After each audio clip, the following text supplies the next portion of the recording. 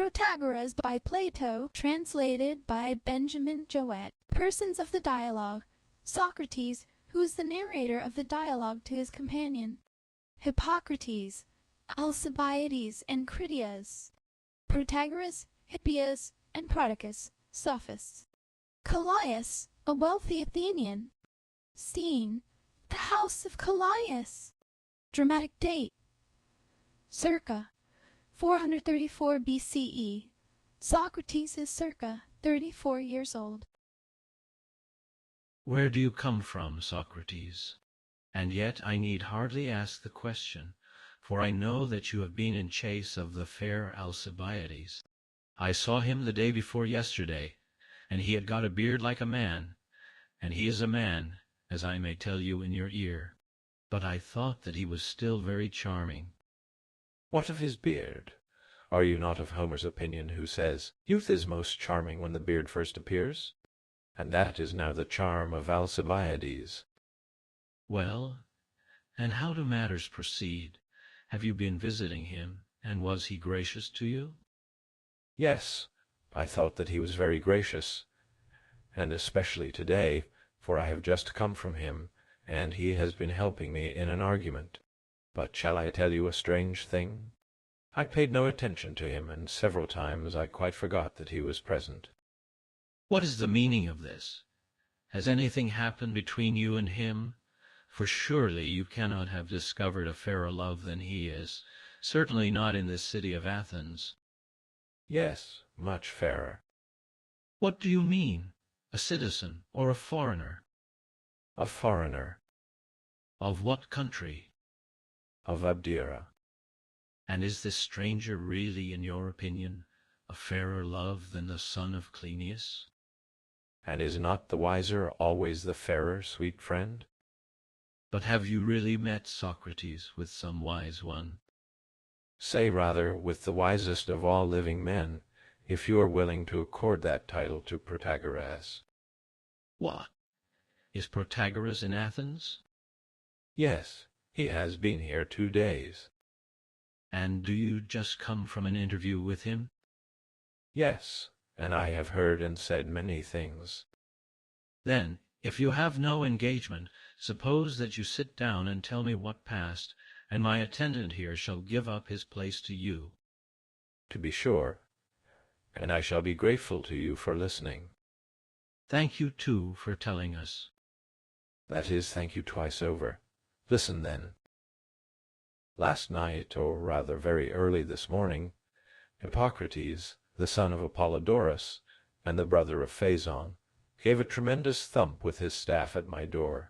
Someone opened to him, and he came rushing in and bawled out, "Socrates, are you awake or asleep?"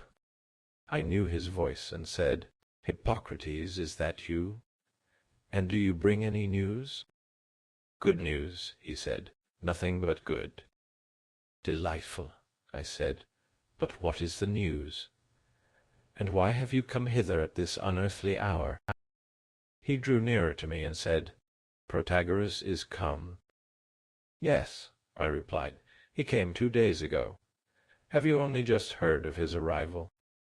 "Yes, by the gods," he said, "but not until yesterday evening." At the same time he felt for the truckle bed, and sat down at my feet, and then he said, "Yesterday, quite late in the evening, on my return from Oenoe, whither I had gone in pursuit of my runaway slave Satyrus, as I meant to have told you, if some other matter had not come in the way, on my return, when we had done supper and were about to retire to rest, my brother said to me, 'Protagoras is come.' I was going to you at once, and then I thought that the night was far spent. But the moment sleep left me after my fatigue, I got up and came hither direct. I, who knew the very courageous madness of the man, said, 'What is the matter? Has Protagoras robbed you of anything?'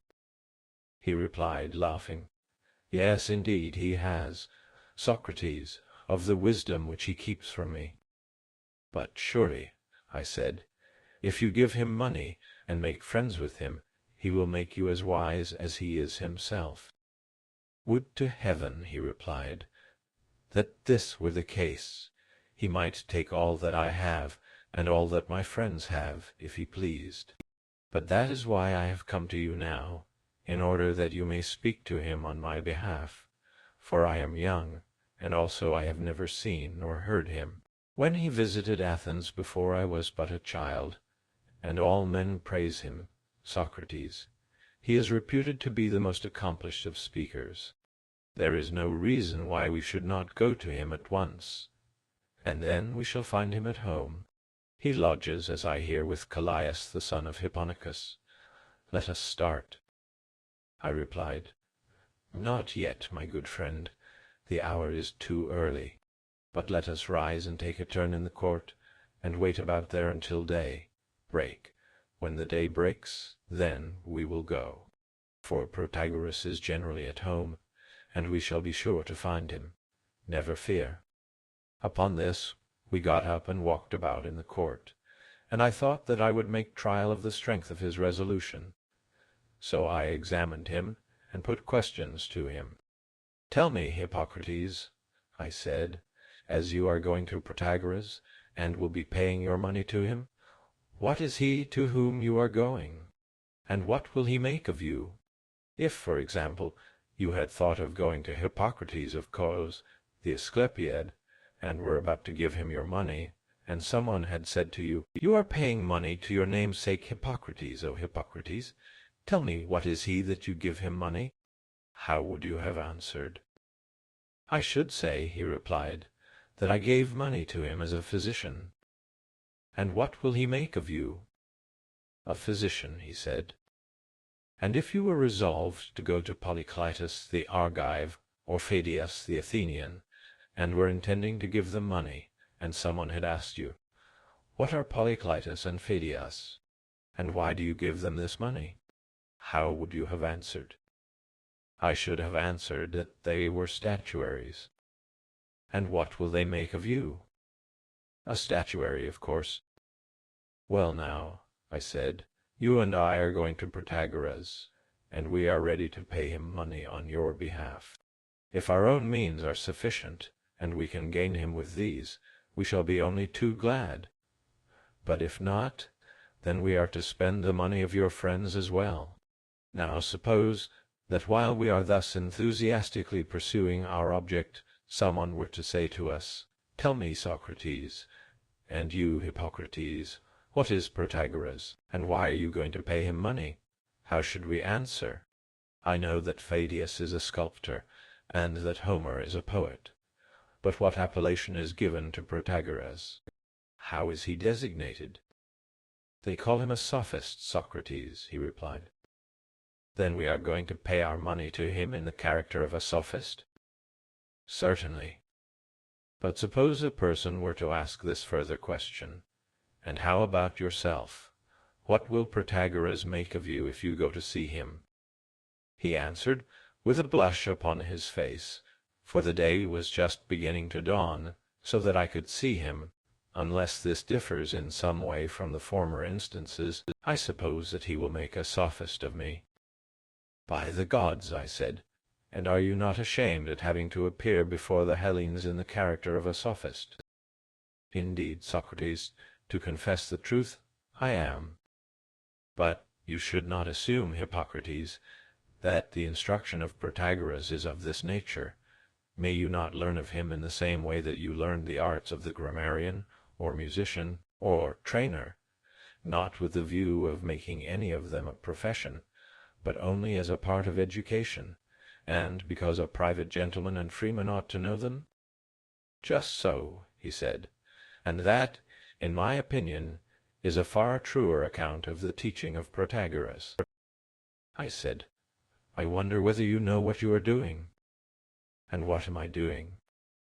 You are going to commit your soul to the care of a man whom you call a sophist. And yet I hardly think that you know what a sophist is, and if not, then you do not even know to whom you are committing your soul, and whether the thing to which you commit yourself be good or evil. I certainly think that I do know, he replied. Then tell me, what do you imagine that he is? I take him to be one who knows wise things, he replied, as his name implies. And might you not, I said, affirm this of the painter and of the carpenter also. Do not they, too, know wise things? But suppose a person were to ask us, in what are the painters wise? We should answer, in what relates to the making of likenesses and similarly of other things. And if he were further to ask, what is the wisdom of the sophist, and what is the manufacture over which he presides? How should we answer him? How should we answer him, Socrates? What other answer could there be, but that he presides over the art which makes men eloquent? Yes, I replied, that is very likely true, but not enough, for in the answer a further question is involved. Of what does the sophist make a man talk eloquently? The player on the lyre may be supposed to make a man talk eloquently about that which he makes him understand. That is about playing the lyre. Is not that true? Yes. Then about what does the sophist make him eloquent? Must not he make him eloquent in that which he understands? Yes, that may be assumed. And what is that which the sophist knows and makes his disciple know? Indeed, he said, I cannot tell. Then I proceeded to say, well, but are you aware of the danger which you are incurring? If you were going to commit your body to someone who might do good or harm to it, would you not carefully consider and ask the opinion of your friends and kindred, and deliberate many days as to whether you should give him the care of your body? But when the soul is in question, which you hold to be of far more value than the body, and upon the good or evil of which depends the well-being of your all, about this you never consulted either with your father or with your brother or with any one of us who are your companions. But no sooner does this foreigner appear than you instantly commit your soul to his keeping. In the evening, as you say, you hear of him, and in the morning you go to him, never deliberating or taking the opinion of anyone as to whether you ought to entrust yourself to him or not. You have quite made up your mind that you will at all hazards be a pupil of Protagoras, and are prepared to expend all the property of yourself and of your friends in carrying out at any price this determination, although, as you admit, you do not know him, and have never spoken with him, and you call him a sophist, but are manifestly ignorant of what a sophist is, and yet you are going to commit yourself to his keeping. When he heard me say this, he replied, No other inference, Socrates, can be drawn from your words.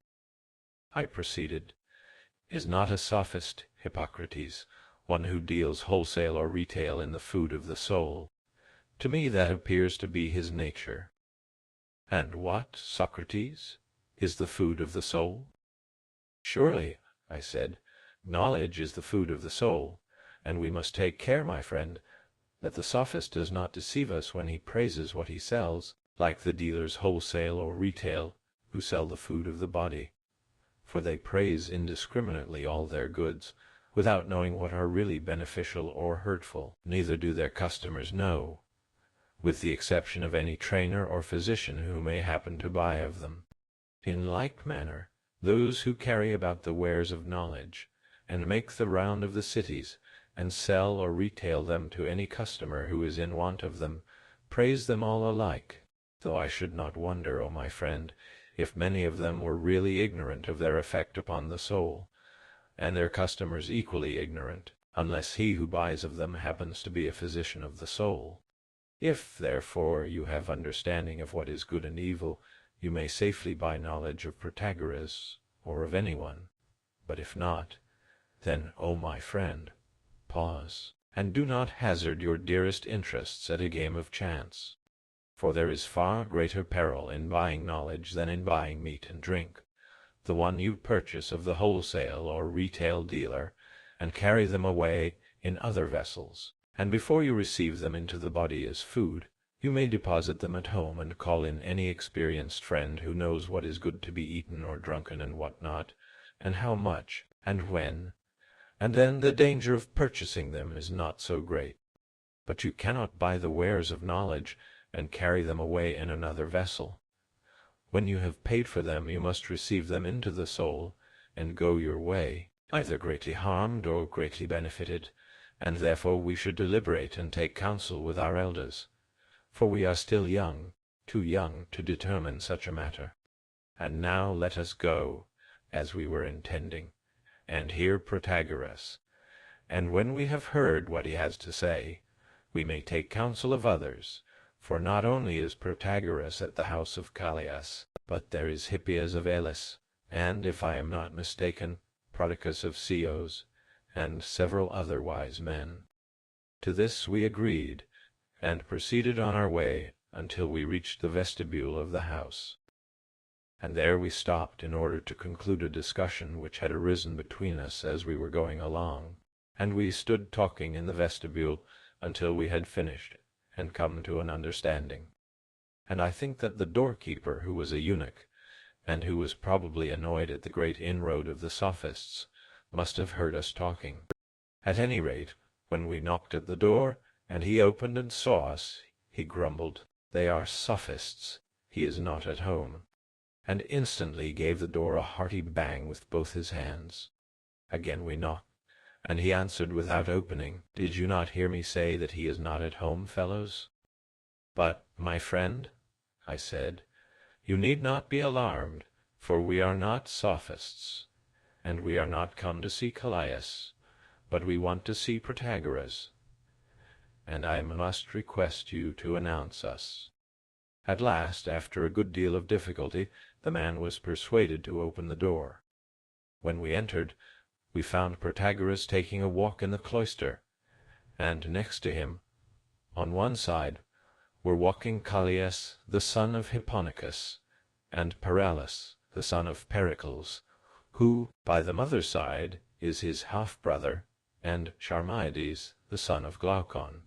On the other side of him were Xanthippus, the other son of Pericles, Philippides, the son of Philomelus, also Antimoerus of Mende, who of all the disciples of Protagoras is the most famous, and intends to make sophistry his profession.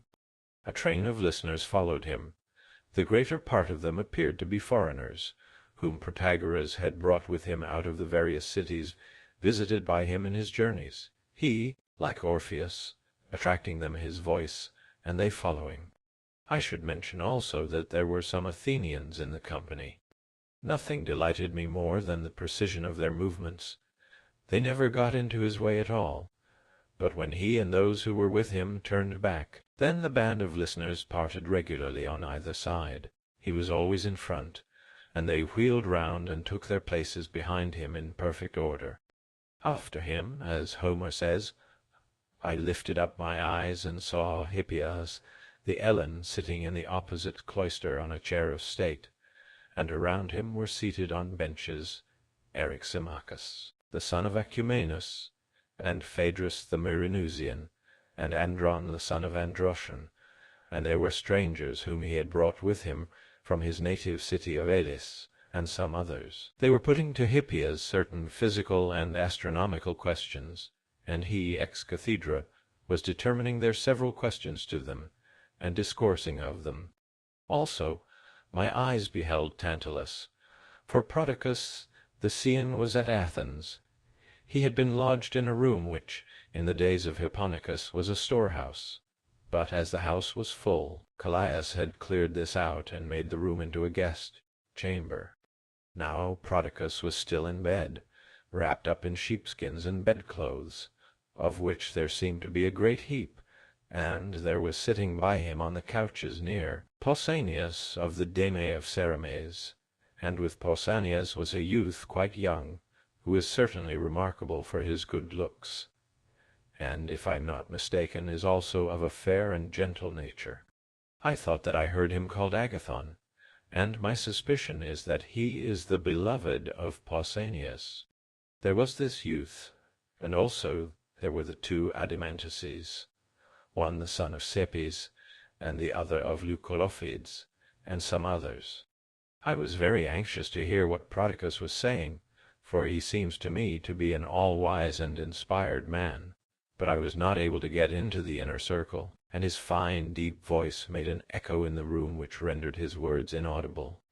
No sooner had we entered than there followed us Alcibiades, the beautiful, as you say, and I believe you, and also Critias, the son of Kakoeimon.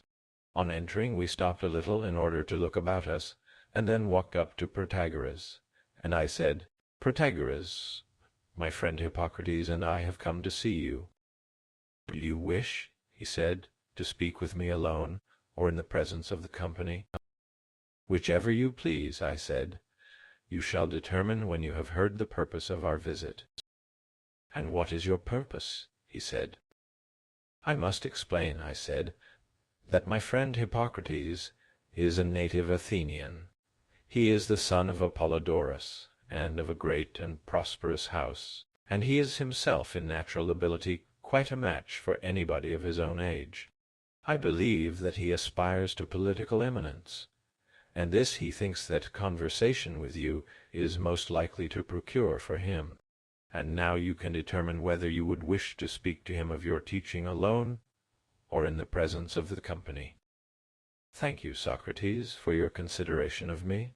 For certainly a stranger finding his way into great cities, and persuading the flower of the youth in them to leave company of their kinsmen or any other acquaintances, old or young, and live with him, under the idea that they will be improved by his conversation, ought to be very cautious. Great jealousies are aroused by his proceedings, and he is the subject of many enmities and conspiracies. Now the art of the sophist is, as I believe, of great antiquity. But in ancient times those who practiced it, fearing this odium, veiled and disguised themselves under various names, some under that of poets, as Homer, Hesiod, and Simonides, some of hierophants and prophets, as Orpheus and Musaeus, and some, as I observe, even under the name of gymnastic masters, like Icus of Tarentum, or the more recently celebrated Herodicus, now of Selymbria and formerly of Megara, who is a first-rate sophist. Your own Agathocles pretended to be a musician, but was really an eminent sophist.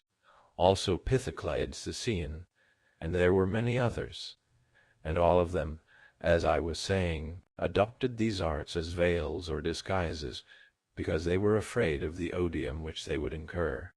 But that is not my way, for I do not believe that they effected their purpose, which was to deceive the government, who were not blinded by them, and as to the people, they have no understanding, and only repeat what their rulers are pleased to tell them. Now to run away, and to be caught in running away, is the very height of folly, and also greatly increases the exasperation of mankind. For they regard him who runs away as a rogue, in addition to any other objections which they have to him, and therefore I take an entirely opposite course, and acknowledge myself to be a sophist and instructor of mankind. Such an open acknowledgment appears to me to be a better sort of caution than concealment. Nor do I neglect other precautions, and therefore I hope, as I may say, by the favor of heaven, that no harm will come of the acknowledgment that I am a sophist. And I have been now many years in the profession, for all my years, when added up, are many. There is no one here present of whom I might not be the father. Wherefore I should much prefer conversing with you, if you want to speak with me, in the presence of the company, as I suspected that he would like to have a little display and glorification in the presence of Prodicus and Hippias, and would gladly show us to them in the light of his admirers. I said, "But why should we not summon Prodicus and Hippias and their friends to hear us?" "Very good," he said. "Suppose," said Callias, "that we hold a council in which you may sit and discuss." This was agreed upon, and great delight was felt at the prospect of hearing wise men talk. We ourselves took the chairs and benches, and arranged them by Hippias, where the other benches had been already placed. Meanwhile, Callias and Alcibiades got Prodicus out of bed, and brought in him and his companions. When we were all seated, Protagoras said, "Now that the company are assembled, Socrates, tell me about the young man of whom you were just now speaking." I replied, "I will begin again at the same point, Protagoras, and tell you once more the purport of my visit, This is my friend Hippocrates, who is desirous of making your acquaintance. He would like to know what will happen to him if he associates with you." "I have no more to say." Protagoras answered, "Young man, if you associate with me, on the very first day you will return home a better man than you came, and better on the second day than on the first, and better every day than you were on the day before." When I heard this, I said, "Protagoras, I do not at all wonder at hearing you say this. Even at your age, and with all your wisdom, if anyone were to teach you what you did not know before, you would become better, no doubt. But please to answer in a different way. I will explain how by an example. Let me suppose that Hippocrates, instead of desiring your acquaintance, wished to become acquainted with the young man Zeuxippus of Heraclea, who has lately been in Athens, and he had come to him as he has come to you, and had heard him say, as he has heard you say, that every day he would grow and become better if he associated with him, and then suppose that he were to ask him, 'In what shall I become better, and in what shall I grow?' Zeuxippus would answer, 'In painting.' And suppose that he went to Protagoras the Theban, and heard him say the same thing, and asked him, 'In what shall I become better day by day?' He would reply, 'In flute playing.' Now I want you to make the same sort of answer to this young man and to me, who am asking questions on his account. When you say that on the first day on which he associates with you, he will return home a better man, and on every day will grow in like manner, in what, Protagoras? Will he be better? And about what?" When Protagoras heard me say this, he replied, "You ask questions fairly, and I like to answer a question which is fairly put. If Hippocrates comes to me, he will not experience the sort of drudgery with which other sophists are in the habit of insulting their pupils, who, when they have just escaped from the arts, are taken and driven back into them by these teachers, and made to learn calculation, and astronomy, and geometry, and music." He gave a look at Hippias as he said this. "But if he comes to me, he will learn that which he comes to learn. And this is prudence in affairs private as well as public. He will learn to order his own house in the best manner, and he will be able to speak and act for the best in the affairs of the state." "Do I understand you?" I said. "And is your meaning that you teach the art of politics, and that you promise to make men good citizens?" "That, Socrates, is exactly the profession which I make." "Then," I said, "you do indeed possess a noble art, if there is no mistake about this. For I will freely confess to you, Protagoras, that I have a doubt whether this art is capable of being taught, and yet I know not how to disbelieve your assertion.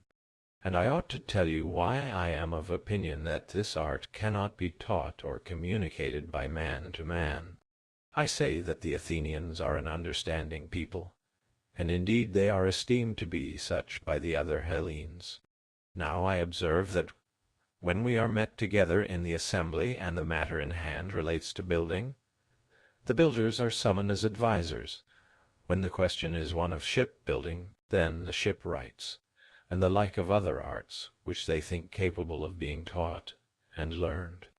And if some person offers to give them advice who is not supposed by them to have any skill in the art, even though he be good-looking and rich and noble, they will not listen to him, but laugh and hoot at him, until either he is clamoured down and retires of himself, or if he persist, he is dragged away or put out by the constables at the command of the prytanes. This is their way of behaving about professors of the arts. But when the question is an affair of state, then everybody is free to have a say. Carpenter, tinker, cobbler, sailor, passenger, rich and poor, high and low, anyone who likes gets up, and no one reproaches him, as in the former case, with not having learned, and having no teacher, and yet giving advice, evidently because they are under the impression that this sort of knowledge cannot be taught. And not only is this true of the state, but of individuals. The best and wisest of our citizens are unable to impart their political wisdom to others, as, for example, Pericles, the father of these young men, who gave them excellent instruction in all that could be learned from masters in his own department of politics, neither taught them nor gave them teachers, but they were allowed to wander at their own free will in a sort of hope that they would light upon virtue of their own accord. Or take another example.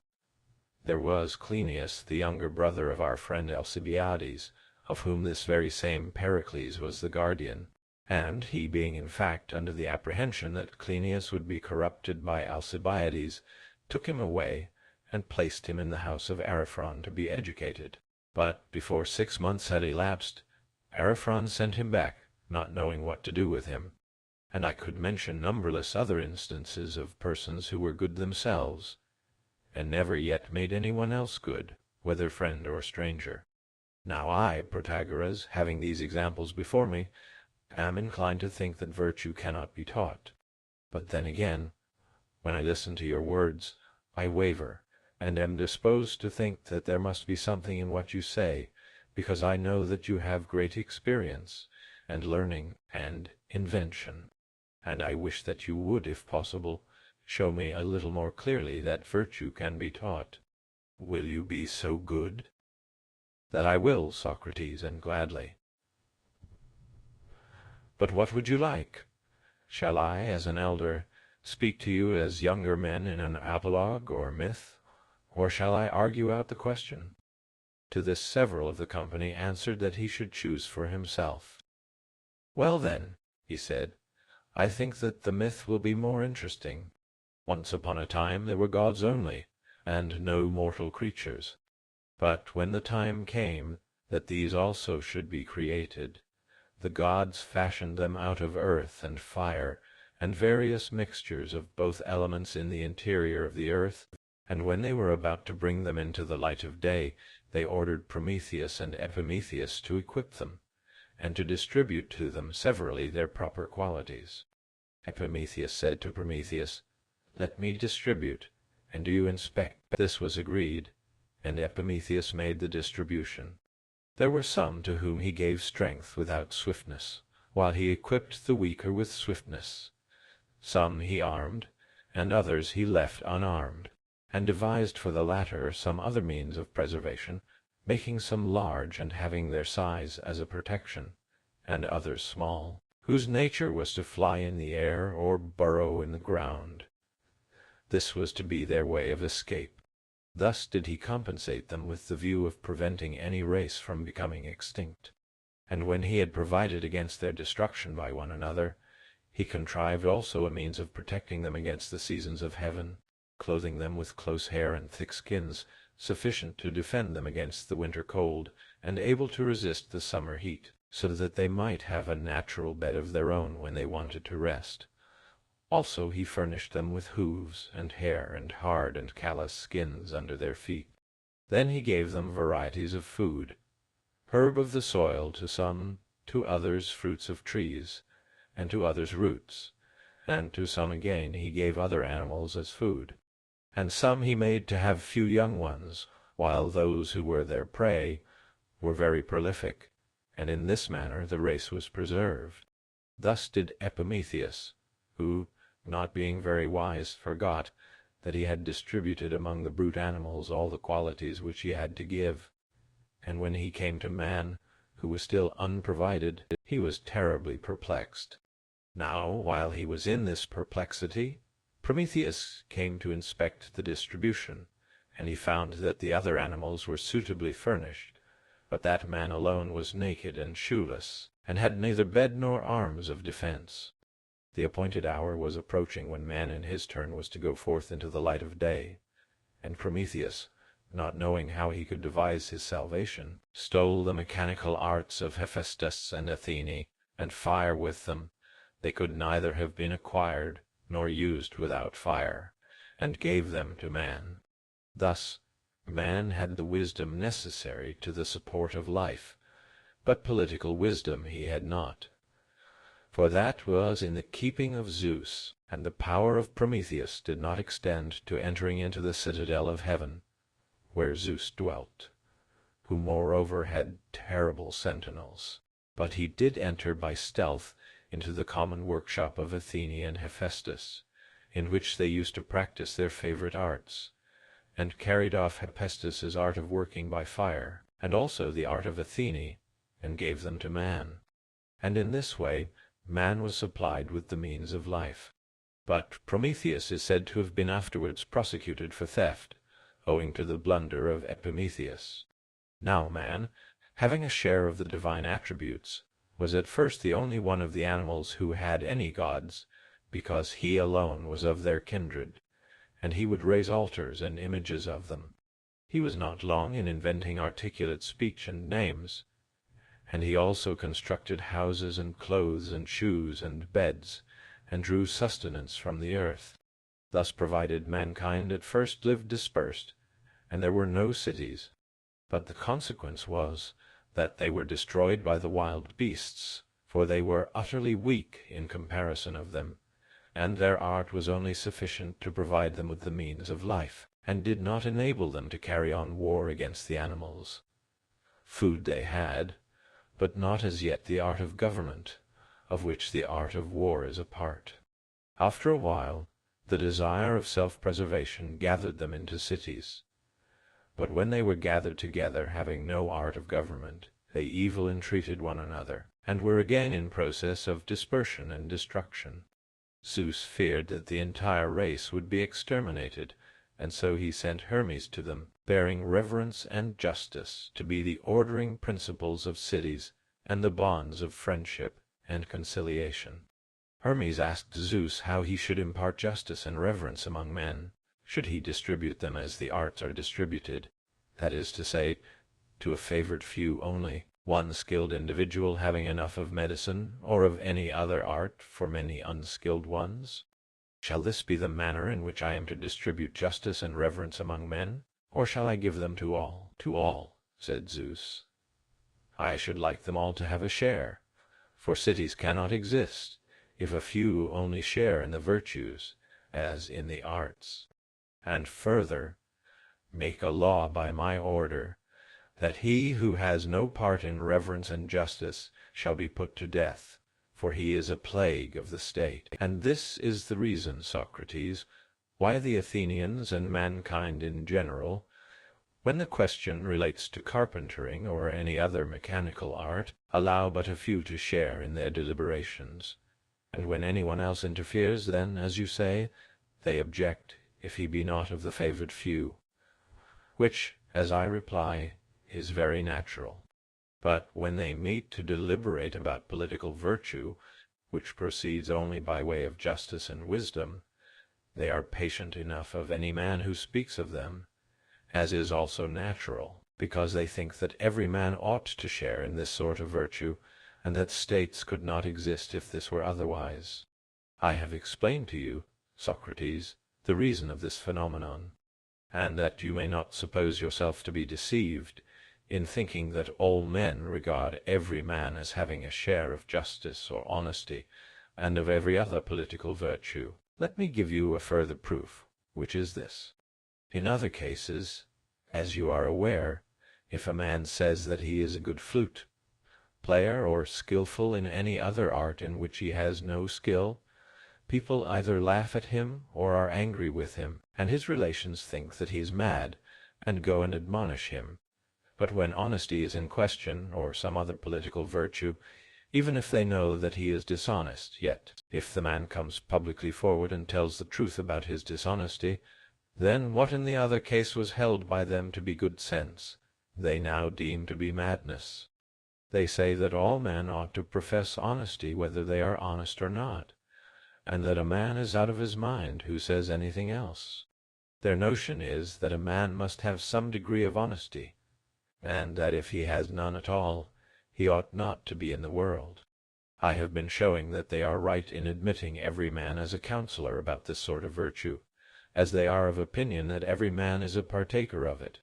And I will now endeavor to show further that they do not conceive this virtue to be given by nature, or to grow spontaneously, but to be a thing which may be taught, and which comes to a man by taking pains. No one would instruct, no one would rebuke, or be angry with those whose calamities they suppose to be due to nature or chance. They do not try to punish or to prevent them from being what they are. They do but pity them. Who is so foolish as to chastise or instruct the ugly or the diminutive or the feeble? And for this reason, because he knows that good and evil of this kind is the work of nature and of chance. Whereas if a man is wanting in those good qualities which are attained by study and exercise and teaching, and has only the contrary evil qualities, other men are angry with him, and punish and reprove him.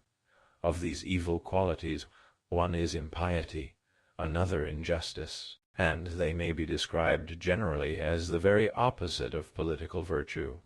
In such cases any man will be angry with another and reprimand him, clearly because he thinks that by study and learning the virtue in which the other is deficient may be acquired.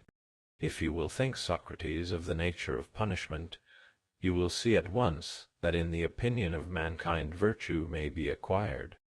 No one punishes the evil-doer under the notion, or for the reason that he has done wrong. Only the unreasonable fury of a beast acts in that manner. But he who desires to inflict rational punishment does not retaliate for a past wrong which cannot be undone. He has regard to the future, and is desirous that the man who is punished, and he who sees him punished, may be deterred from doing wrong again. He punishes for the sake of prevention, thereby clearly implying that virtue is capable of being taught. This is the notion of all who retaliate upon others either privately or publicly. And the Athenians, too, your own citizens, like other men, punish and take vengeance on all whom they regard as evildoers. And hence we may infer them to be of the number of those who think that virtue may be acquired and taught. Thus far, Socrates, I have shown you clearly enough, if I am not mistaken, that your countrymen are right in admitting the tinker and the cobbler to advise about politics, and also that they deem virtue to be capable of being taught and acquired.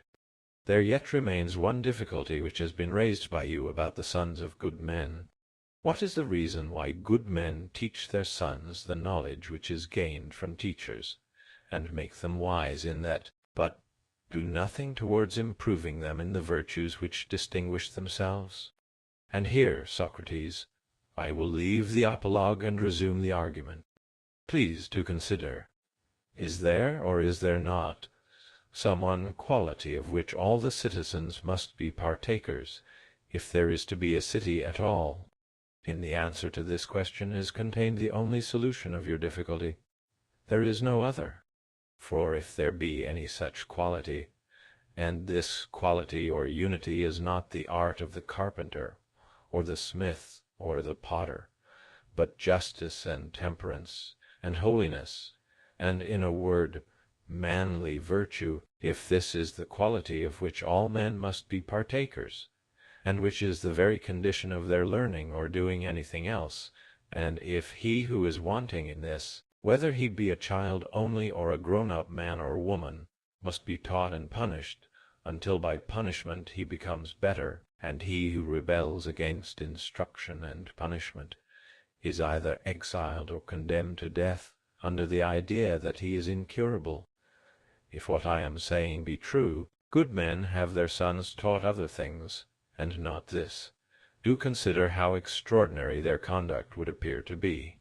For we have shown that they think virtue capable of being taught and cultivated both in private and public, and notwithstanding, they have their sons taught lesser matters, ignorance of which does not involve the punishment of death, but greater things, of which the ignorance may cause death and exile to those who have no training or knowledge of them, and confiscation as well as death, and, in a word, may be the ruin of families. Those things, I say, they are supposed not to teach them, not to take the utmost care that they should learn. How improbable is this, Socrates? Education and admonition commence in the first years of childhood, and last to the very end of life. Mother and nurse and father and tutor are vying with one another about the improvement of the child, As soon as ever he is able to understand what is being said to him, he cannot say or do anything without their setting forth to him that this is just and that is unjust. This is honorable, that is dishonorable. This is holy, that is unholy. Do this and abstain from that. And if he obeys, well and good.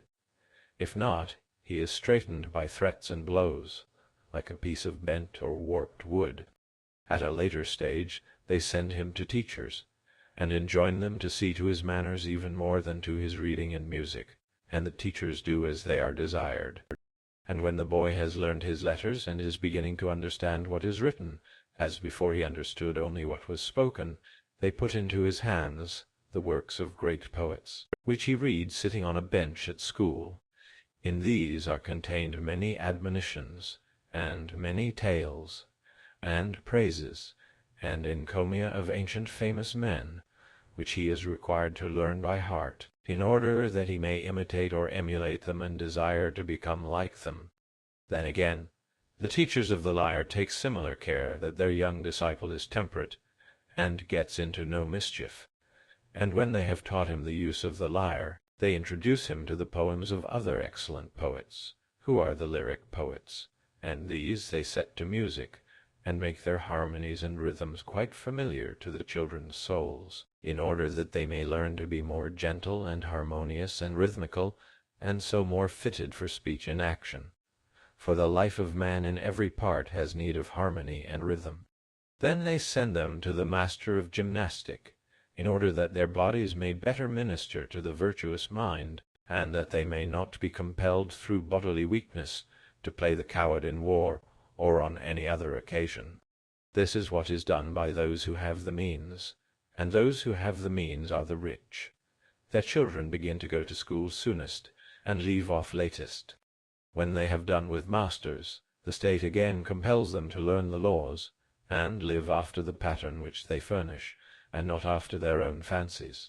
And just as in learning to write, the writing master first draws lines with a style for the use of the young beginner, and gives him the tablet, and makes him follow the lines. So the city draws the laws, which were the invention of good lawgivers living in the olden time.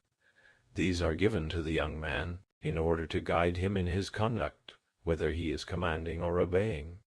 And he who transgresses them is to be corrected, or, in other words, called to account, which is a term used not only in your country, but also in many others, seeing that justice calls men to account. Now, when there is all this care about virtue private and public, why, Socrates, do you still wonder and doubt whether virtue can be taught? Cease to wonder, for the opposite would be far more surprising. But why then do the sons of good fathers often turn out ill? There is nothing very wonderful in this, for, as I have been saying, the existence of a state implies that virtue is not any man's private possession. If so, and nothing can be truer, then I will further ask you to imagine, as an illustration, some other pursuit or branch of knowledge, which may be assumed equally to be the condition of the existence of a state. Suppose that there could be no state unless we were all flute players, as far as each had the capacity, and everybody was freely teaching everybody the art, both in private and public, and reproving the bad player as freely and openly as every man now teaches justice and the laws, not concealing them as he would conceal the other arts, but imparting them, for all of us have a mutual interest in the justice and virtue of one another, and this is the reason why everyone is so ready to teach justice and the laws. Suppose, I say, that there were the same readiness and liberality among us in teaching one another flute playing. Do you imagine, Socrates, that the sons of good flute players would be more likely to be good than the sons of bad ones? I think not. Would not their sons grow up to be distinguished or undistinguished, according to their own natural capacities as flute players, and the son of a good player would often turn out to be a bad one, and the son of a bad player to be a good one? All flute players would be good enough in comparison of those who were ignorant and unacquainted with the art of flute playing. In like manner, I would have you consider that he who appears to you to be the worst of those who have been brought up in laws and humanities would appear to be a just man and a master of justice, if he were to be compared with men who had no education, or courts of justice, or laws, or any restraints upon them which compelled them to practice virtue, with the savages, for example, whom the poet Pherecrates exhibited on the stage at the last year's Linnaean festival. If you were living among men such as the man, haters in his chorus, you would be only too glad to meet with Eurybates and Fernandes, and you would sorrowfully long to revisit the rascality of this part of the world. You, Socrates, are discontented, and why? Because all men are teachers of virtue, each one according to his ability. And you say, where are the teachers? You might as well ask, who teaches Greek? For of that too there will not be any teachers found. Or you might ask, who is to teach the sons of our artisans this same art which they have learned of their fathers? He and his fellow workmen have taught them to the best of their ability. But who will carry them further in their arts? And you would certainly have a difficulty, Socrates, in finding a teacher of them. But there would be no difficulty in finding a teacher of those who are wholly ignorant. And this is true of virtue or of anything else. If a man is better able than we are to promote virtue ever so little, we must be content with the result. A teacher of this sort I believe myself to be, and above all other men to have the knowledge which makes a man noble and good, and I give my pupils their money's worth, and even more, as they themselves confess. And therefore I have introduced the following mode of payment. When a man has been my pupil, if he likes, he pays my price, but there is no compulsion, and if he does not like, he is only to go into a temple and take an oath of the value of the instructions, and he pays no more than he declares to be their value. Such is my alogue, Socrates, and such is the argument by which I endeavor to show that virtue may be taught, and that this is the opinion of the Athenians. And I have also attempted to show that you are not to wonder at good fathers having bad sons, or at good sons having bad fathers, of which the sons of Polyclitus afford an example, who were the companions of our friends here, Paralus and Xanthippus, but are nothing in comparison with their father, and this is true of the sons of many other artists. As yet I ought not to say the same of Paralus and Xanthippus themselves, for they are young, and there is still hope of them.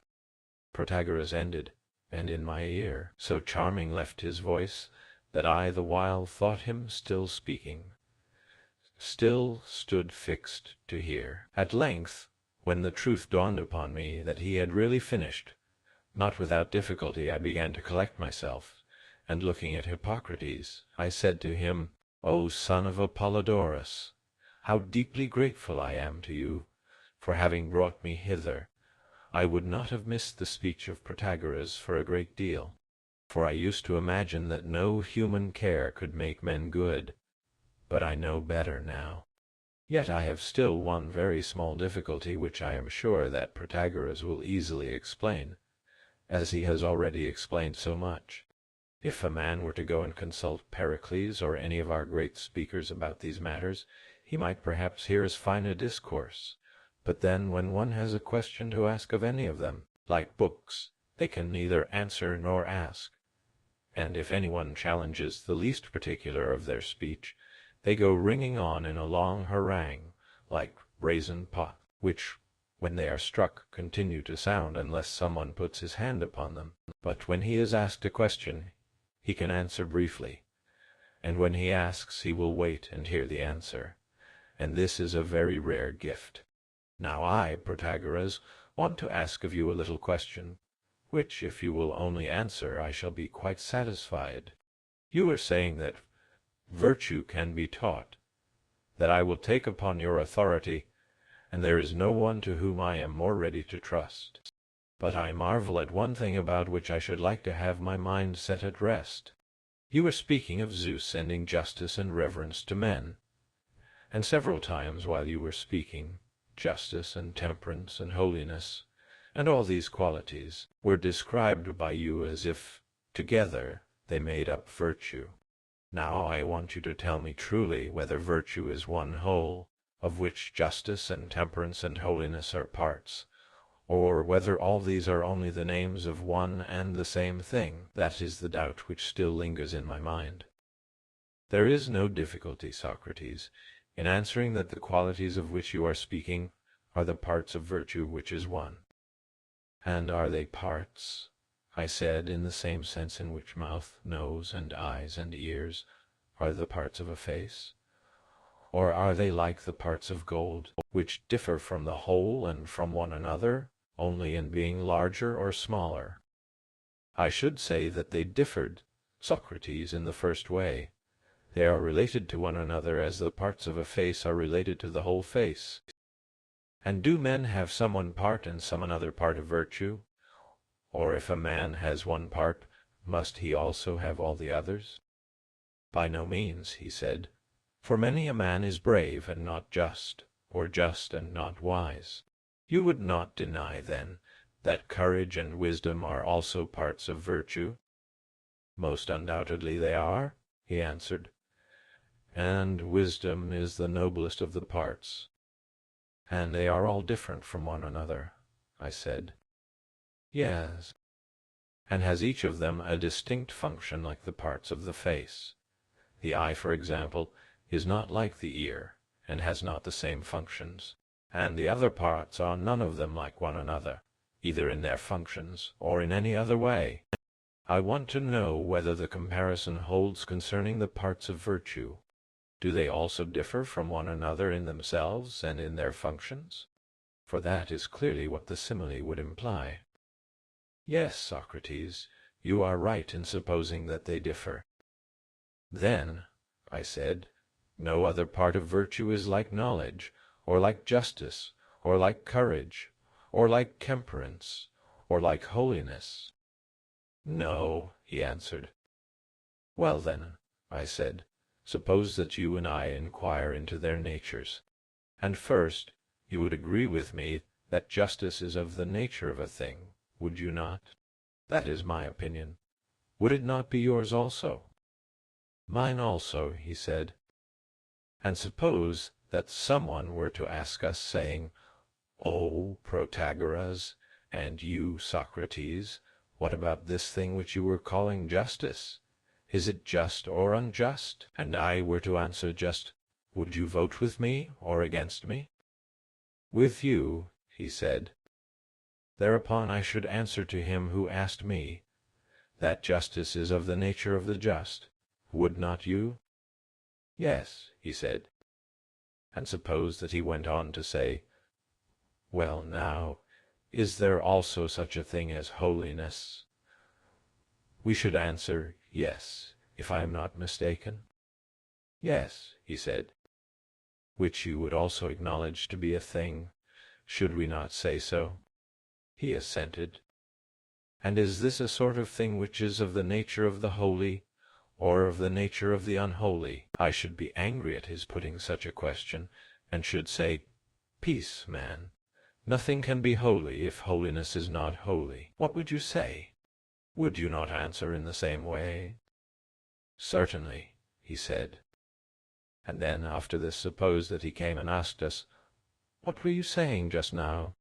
Perhaps I may not have heard you rightly, but you seem to me to be saying that the parts of virtue were not the same as one another. I should reply, you certainly heard that said, but not as you imagine by me, for I only asked the question. Protagoras gave the answer, and suppose that he turned to you and said, is this true, Protagoras? And do you maintain that one part of virtue is unlike another, and is this your position? How would you answer him? I could not help acknowledging the truth of what he said, Socrates. Well then, Protagoras, we will assume this. And now, supposing that he proceeded to say further, then holiness is not of the nature of justice, nor justice of the nature of holiness, but of the nature of unholiness. And holiness is of the nature of the not just, and therefore of the unjust, and the unjust is the unholy. How shall we answer him? I should certainly answer him on my own behalf, that justice is holy, and that holiness is just, and I would say in like manner on your behalf also, if you would allow me, that justice is either the same with holiness, or very nearly the same, and above all, I would assert that justice is like holiness, and holiness is like justice. And I wish that you would tell me whether I may be permitted to give this answer on your behalf, and whether you would agree with me. He replied, I cannot simply agree, Socrates, to the proposition that justice is holy, and that holiness is just, for there appears to me to be a difference between them. But what matter? If you please, I please, and let us assume, if you will, I, that justice is holy, and that holiness is just. Pardon me, I replied. I do not want this, if you wish or if you will, sort of conclusion to be proven, but I want you and me to be proven. I mean to say that the conclusion will be best proven if there be no if. Well, he said, I admit that justice bears a resemblance to holiness, for there is always some point of view in which everything is like every other thing. White is in a certain way like black, and hard is like soft, and the most extreme opposites have some qualities in common. Even the parts of the face which, as we were saying before, are distinct and have different functions, are still in a certain point of view similar, and one of them is like another of them. And you may prove that they are like one another on the same principle that all things are like one another, and yet things which are like in some particular ought not to be called alike, nor things which are unlike in some particular, however slight, unlike.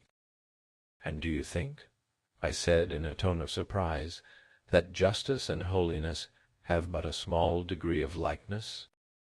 Certainly not, any more than I agree with what I understand to be your view. Well, I said, as you appear to have a difficulty about this, let us take another of the examples which you mentioned instead. Do you admit the existence of folly? I do. And is not wisdom the very opposite of folly? That is true, he said. And when men act rightly and advantageously, they seem to you to be temperate. Yes, he said. And temperance makes them temperate. Certainly. And they who do not act rightly act foolishly, and in acting thus are not temperate. I agree, he said. Then to act foolishly is the opposite of acting temperately. He assented. And foolish actions are done by folly, and temperate actions by temperance? He agreed. And that is done strongly, which is done by strength, and that which is weakly done by weakness. He assented.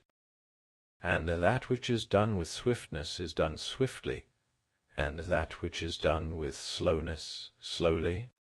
He assented again. And that which is done in the same manner is done by the same, and that which is done in an opposite manner by the opposite. He agreed. Once more, I said, is there anything beautiful? Yes.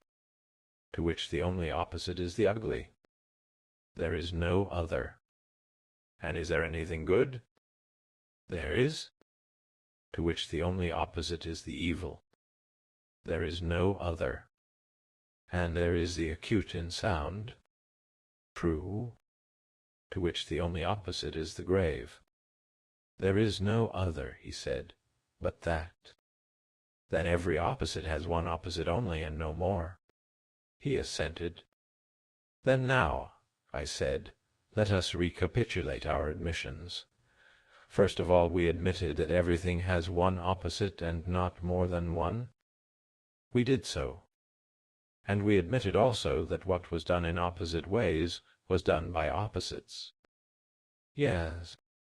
And that which was done foolishly, as we further admitted, was done in the opposite way to that which was done temperately.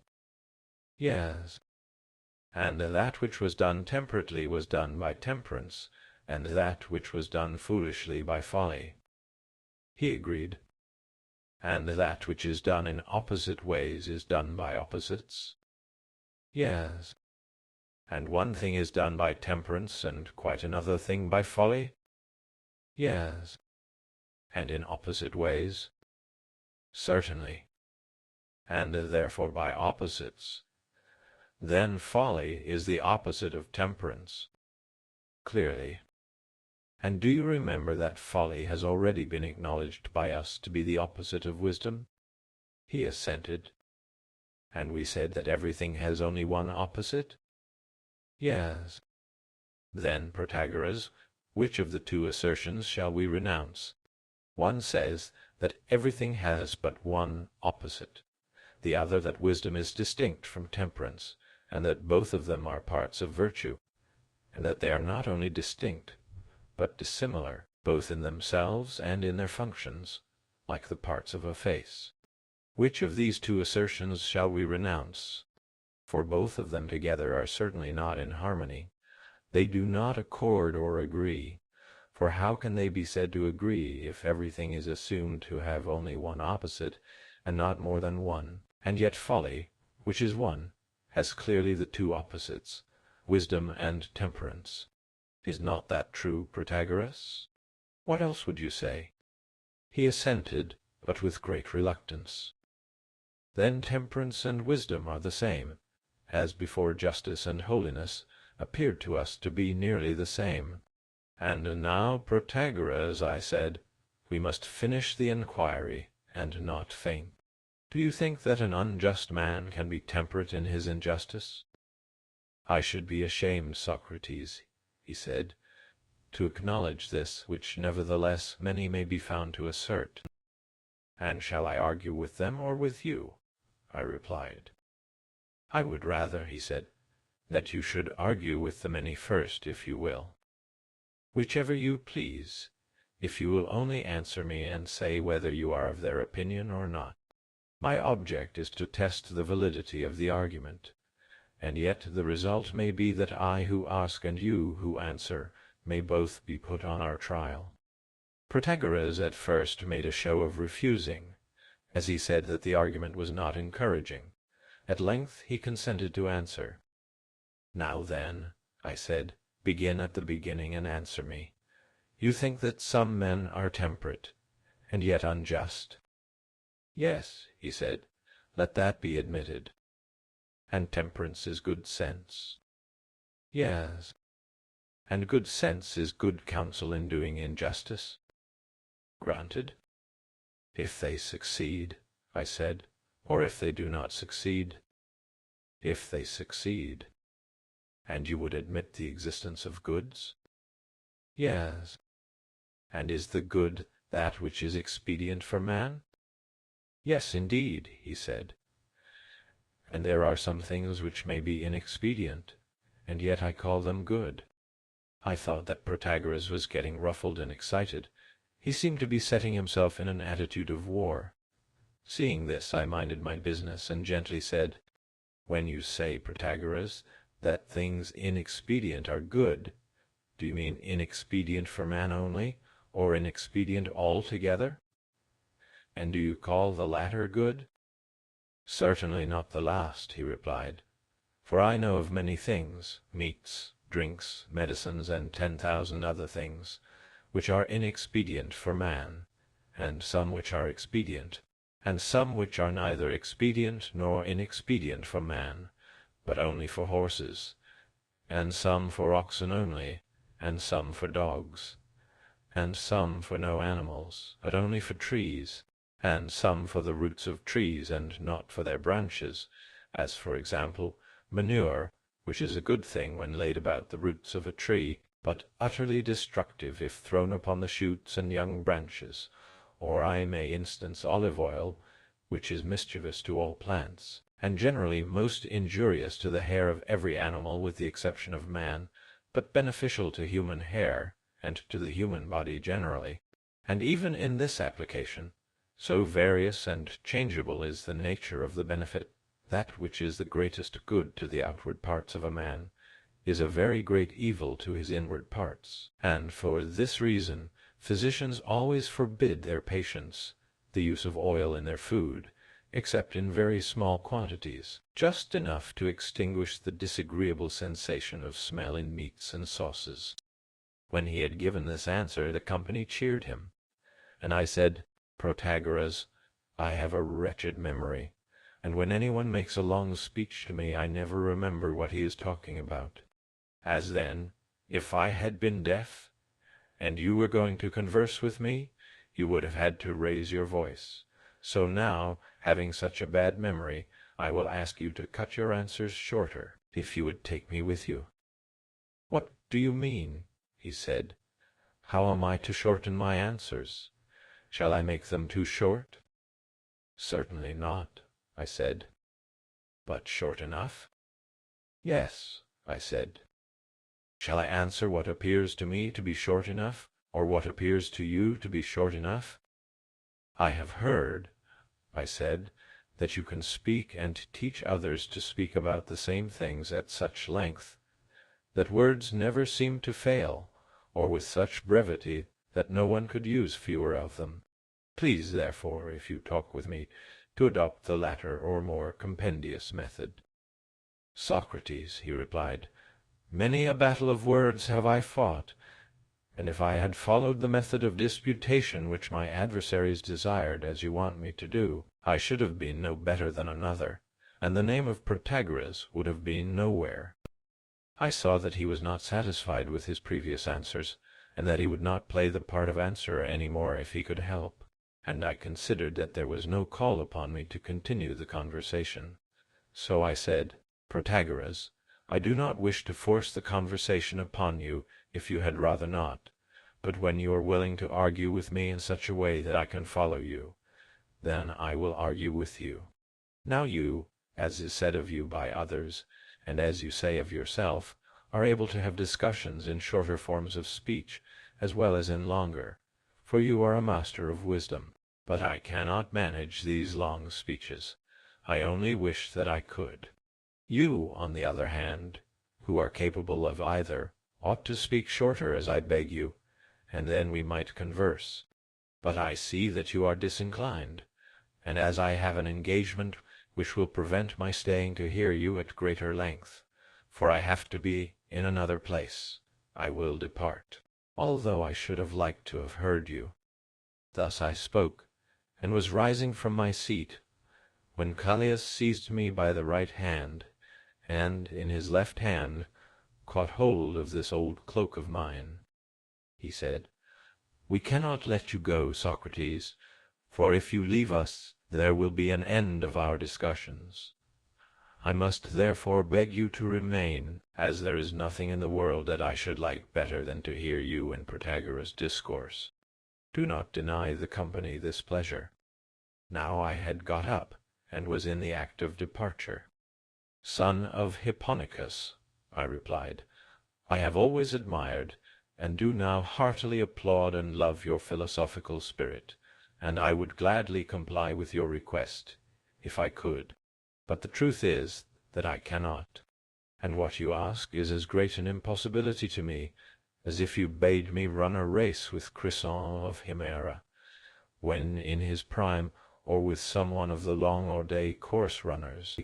To such a request I should reply that I would fain ask the same of my own legs, but they refuse to comply. And therefore, if you want to see Crisson and me in the same stadium, you must bid him slacken his speed to mine, for I cannot run quickly, and he can run slowly. And in like manner, if you want to hear me and Protagoras discoursing, you must ask him to shorten his answers, and keep to the point, as he did at first. If not, how can there be any discussion? For discussion is one thing, and making an oration is quite another, in my humble opinion. But you see, Socrates, said Callias, that Protagoras may fairly claim to speak in his own way, just as you claim to speak in yours. Here Alcibiades interposed and said, That, Callias, is not a true statement of the case, for our friend Socrates admits that he cannot make a speech. In this he yields the palm to Protagoras, but I should be greatly surprised if he yielded to any living man in the power of holding and apprehending an argument. Now, if Protagoras will make a similar admission, and confess that he is inferior to Socrates in argumentative skill, that is enough for Socrates. But if he claims a superiority in argument as well, let him ask and answer, not when a question is asked, slipping away from the point, and instead of answering, making a speech at such length that most of his hearers forget the question at issue. Not that Socrates is likely to forget. I will be bound for that, although he may pretend in fun that he has a bad memory. And Socrates appears to me to be more in the right than Protagoras. That is my view, and every man ought to say what he thinks. When Alcibiades had done speaking, someone, Critias, I believe, went on to say, "O Prodicus and Hippias, Callias appears to me to be a partisan of Protagoras." And this led Alcibiades, who loves opposition, to take the other side. But we should not be partisans either of Socrates or of Protagoras. Let us rather unite in entreating both of them not to break up the discussion. Prodicus added, "That, Critias, seems to me to be well said, for those who are present at such discussions ought to be impartial hearers of both the speakers, remembering, however, that impartiality is not the same as equality, for both sides should be impartially heard, and yet an equal meed should not be assigned to both of them, but to the wiser a higher meed should be given, and a lower to the less wise. And I, as well as Critias, would beg you, Protagoras and Socrates, to grant our request, which is that you will argue with one another and not wrangle. For friends argue with friends out of goodwill, but only adversaries and enemies wrangle. And then our meeting will be delightful, for in this way you, who are the speakers, will be most likely to win esteem, and not praise only, among us who are your audience. For esteem is a sincere conviction of the hearers' souls, but praise is often an insincere expression of men uttering falsehoods, contrary to their conviction. And thus we who are the hearers will be gratified and not pleased. For gratification is of the mind when receiving wisdom and knowledge, but pleasure is of the body when eating or experiencing some other bodily delight. Thus spoke Prodicus, and many of the company applauded his words. Hippias the sage spoke next. He said, "All of you who are here present I reckon to be kinsmen and friends and fellow citizens, by nature and not by law, for by nature like is akin to like, whereas law is the tyrant of mankind, and often compels us to do many things which are against nature.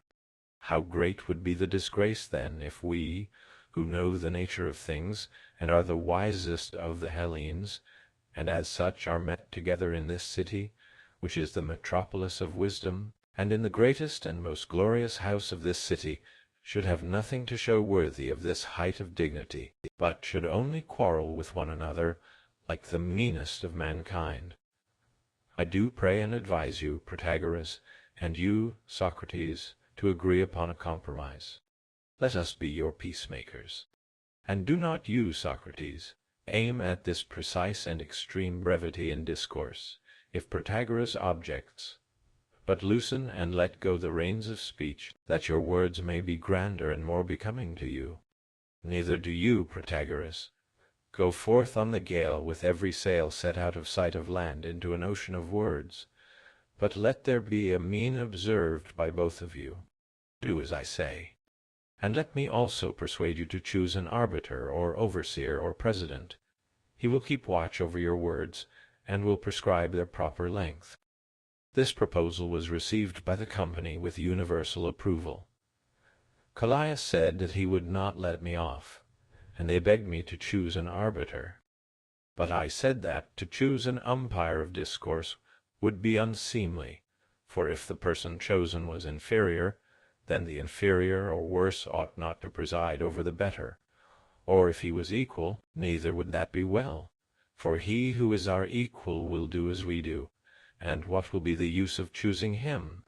And if you say, let us have a better then, to that I answer that you cannot have anyone who is wiser than Protagoras. And if you choose another who is not really better, and whom you only say is better, to put another over him as though he were an inferior person would be an unworthy reflection on him. Not that, as far as I am concerned, any reflection is of much consequence to me. Let me tell you, then, what I will do in order that the conversation and discussion may go on as you desire. If Protagoras is not disposed to answer, let him ask, and I will answer. And I will endeavor to show at the same time how, as I maintain, he ought to answer. And when I have answered as many questions as he likes to ask, let him in like manner answer me.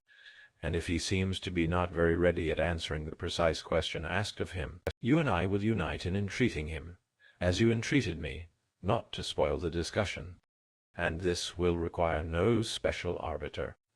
All of you shall be arbiters. This was generally approved, and Protagoras, though very much against his will, was obliged to agree that he would ask questions, and when he had put a sufficient number of them, that he would answer in his turn those which he was asked in short replies. He began to put his questions as follows. I am of opinion, Socrates, he said, that skill in poetry is the principal part of education, and this I conceive to be the power of knowing what compositions of the poets are correct and what are not, and how they are to be distinguished, and of explaining when asked the reason of the difference. And I propose to transfer the question which you and I have been discussing to the domain of poetry. We will speak as before of virtue, but in reference to a passage of a poet. Now, Simonides says to Scopas the son of Creon the Thessalian, hardly on the one hand can a man become truly good, built square in hands and feet and mind, a work without a flaw. Do you know the poem, or shall I repeat the whole? There is no need, I said, for I am perfectly well acquainted with the ode. I have made a careful study of it. Very well, he said. And do you think that the ode is a good composition and true? Yes, I said, both good and true. But if there is a contradiction, can the composition be good or true? No, not in that case, I replied. And is there not a contradiction? He asked. Reflect. Well, my friend, I have reflected. And does not the poet proceed to say, I do not agree with the word of Pittacus, albeit the utterance of a wise man. Hardly can a man be good. Now you will observe that this is said by the same poet. I know it. And do you think, he said, that the two sayings are consistent? Yes, I said, I think so. At the same time I could not help fearing that there might be something in what he said. And you think otherwise? Why, he said, how can he be consistent in both? First of all, premising as his own thought, hardly can a man become truly good, and then a little further on in the poem, forgetting and blaming Pittacus and refusing to agree with him, when he says, hardly can a man be good, which is the very same thing. And yet when he blames him who says the same with himself, he blames himself, so that he must be wrong either in his first or his second assertion. Many of the audience cheered and applauded this, and I felt at first giddy and faint, as if I had received a blow from the hand of an expert boxer, when I heard his words and the sound of the cheering. And to confess the truth, I wanted to get time to think what the meaning of the poet really was. So I turned to Prodicus and called him. Prodicus, I said, Simonides is a countryman of yours, and you ought to come to his aid. I must appeal to you, like the river Scamander in Homer, who, when beleaguered by Achilles, summons the Simois to aid him, saying, Brother dear, let us both together stay the force of the hero. And I summon you, for I am afraid that Protagoras will make an end of Simonides. Now is the time to rehabilitate Simonides by the application of your philosophy of synonyms, which enables you to distinguish will and wish, and make other charming distinctions, like those which you drew just now. And I should like to know whether you would agree with me, for I am of opinion that there is no contradiction in the words of Simonides. And first of all, I wish that you would say whether in your opinion, Prodicus, being is the same as becoming. Not the same, certainly, replied Prodicus. Did not Simonides first set forth, as his own view, that hardly can a man become truly good? Quite right, said Prodicus. And then he blames Pittacus, not, as Protagoras imagines, for repeating that which he says himself, but for saying something different from himself. Pittacus does not say, as Simonides says, that hardly can a man become good, but hardly can a man be good, and our friend Prodicus would maintain that being Protagoras is not the same as becoming. And if they are not the same, then Simonides is not inconsistent with himself.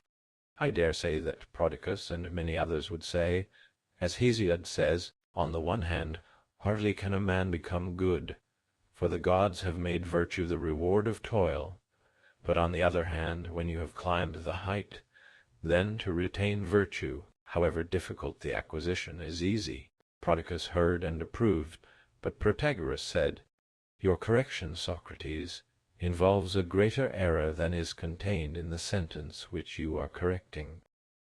Alas, I said, Protagoras, then I am a sorry physician, and do but aggravate a disorder which I am seeking to cure. Such is the fact, he said. How so? I asked. The poet, he replied, could never have made such a mistake as to say that virtue, which in the opinion of all men is the hardest of all things, can be easily retained.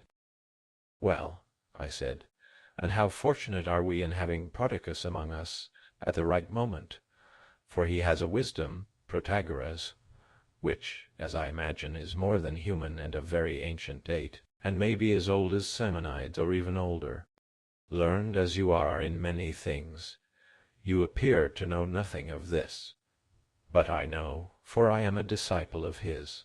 And now, if I am not mistaken, you do not understand the word hard, chalopon, in the sense which Simonides intended, and I must correct you, as Prodicus corrects me when I use the word awful, dienon, as a term of praise.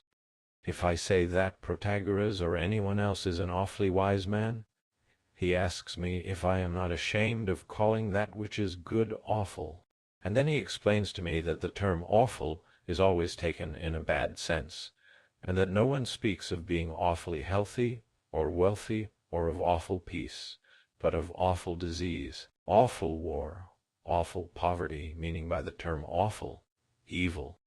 And I think that Simonides and his countrymen the Ceans, when they spoke of hard, meant evil, or something which you do not understand.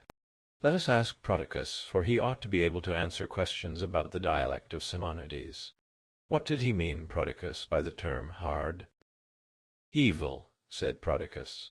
And therefore I said Prodicus he blames Pittacus for saying, hard is the good, just as if that were equivalent to saying evil is the good.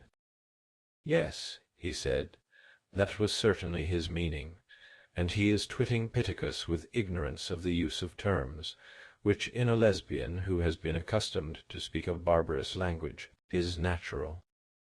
Do you hear, Protagoras, I asked, what our friend Prodicus is saying? And have you an answer for him?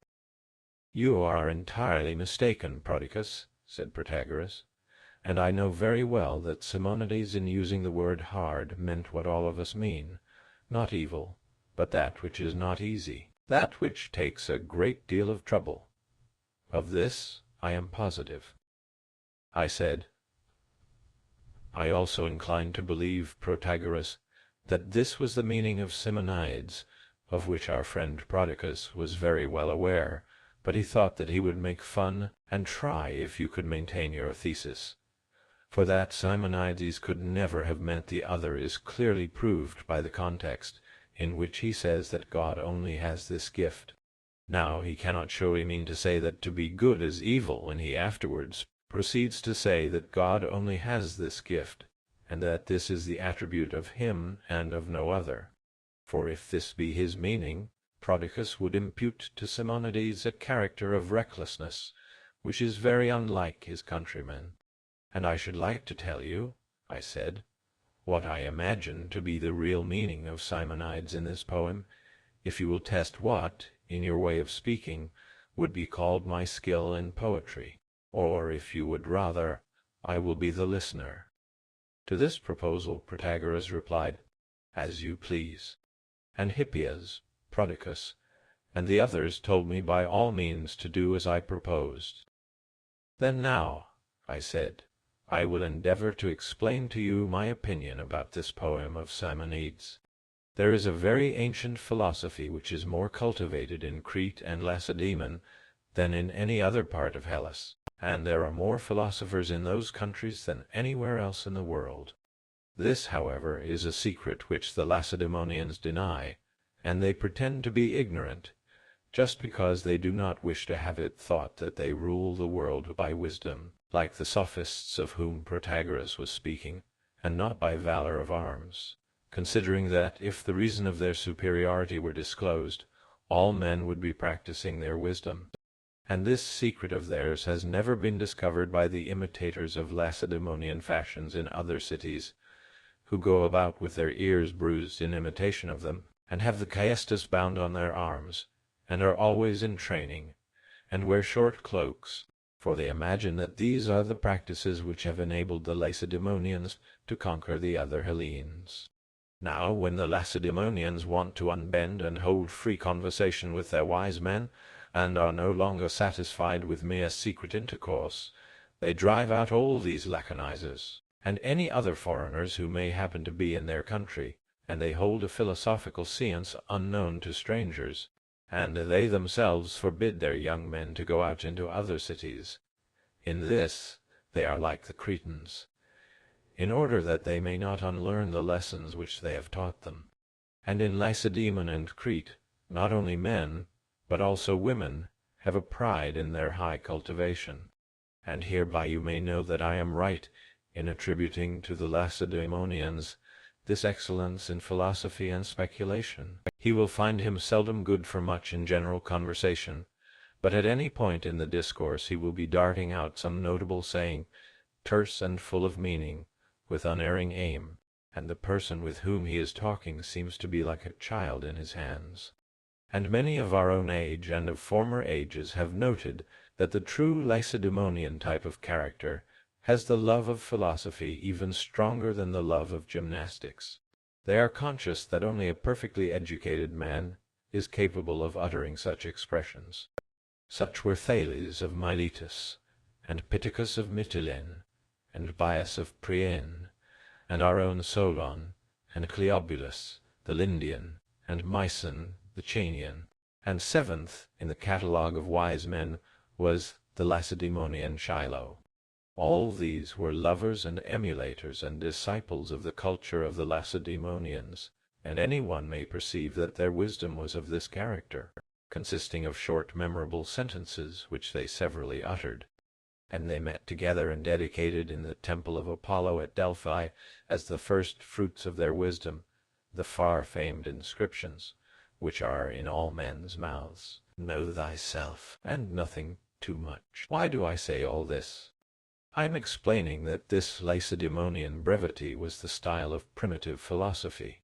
Now there was a saying of Pittacus, which was privately circulated and received the approbation of the wise.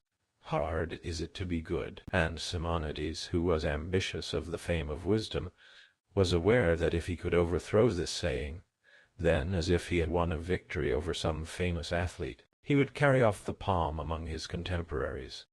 And if I am not mistaken, he composed the entire poem with the secret intention of damaging Pittacus and his saying.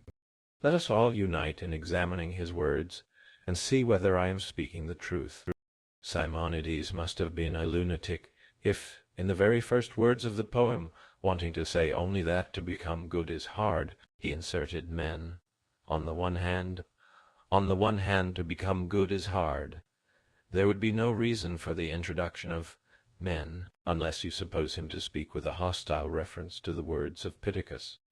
Pittacus is saying, hard is it to be good, and he, in refutation of this thesis, rejoins that the truly hard thing, Pittacus, is to become good, not joining truly with good, but with hard. Not that the hard thing is to be truly good, as though there were some truly good men, and there were others who were good but not truly good.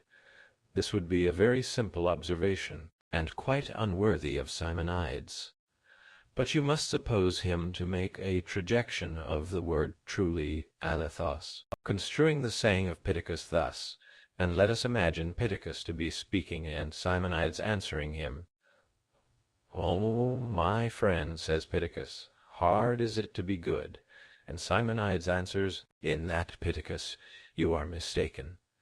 The difficulty is not to be good, but on the one hand to become good, for square in hands and feet and mind, without a flaw.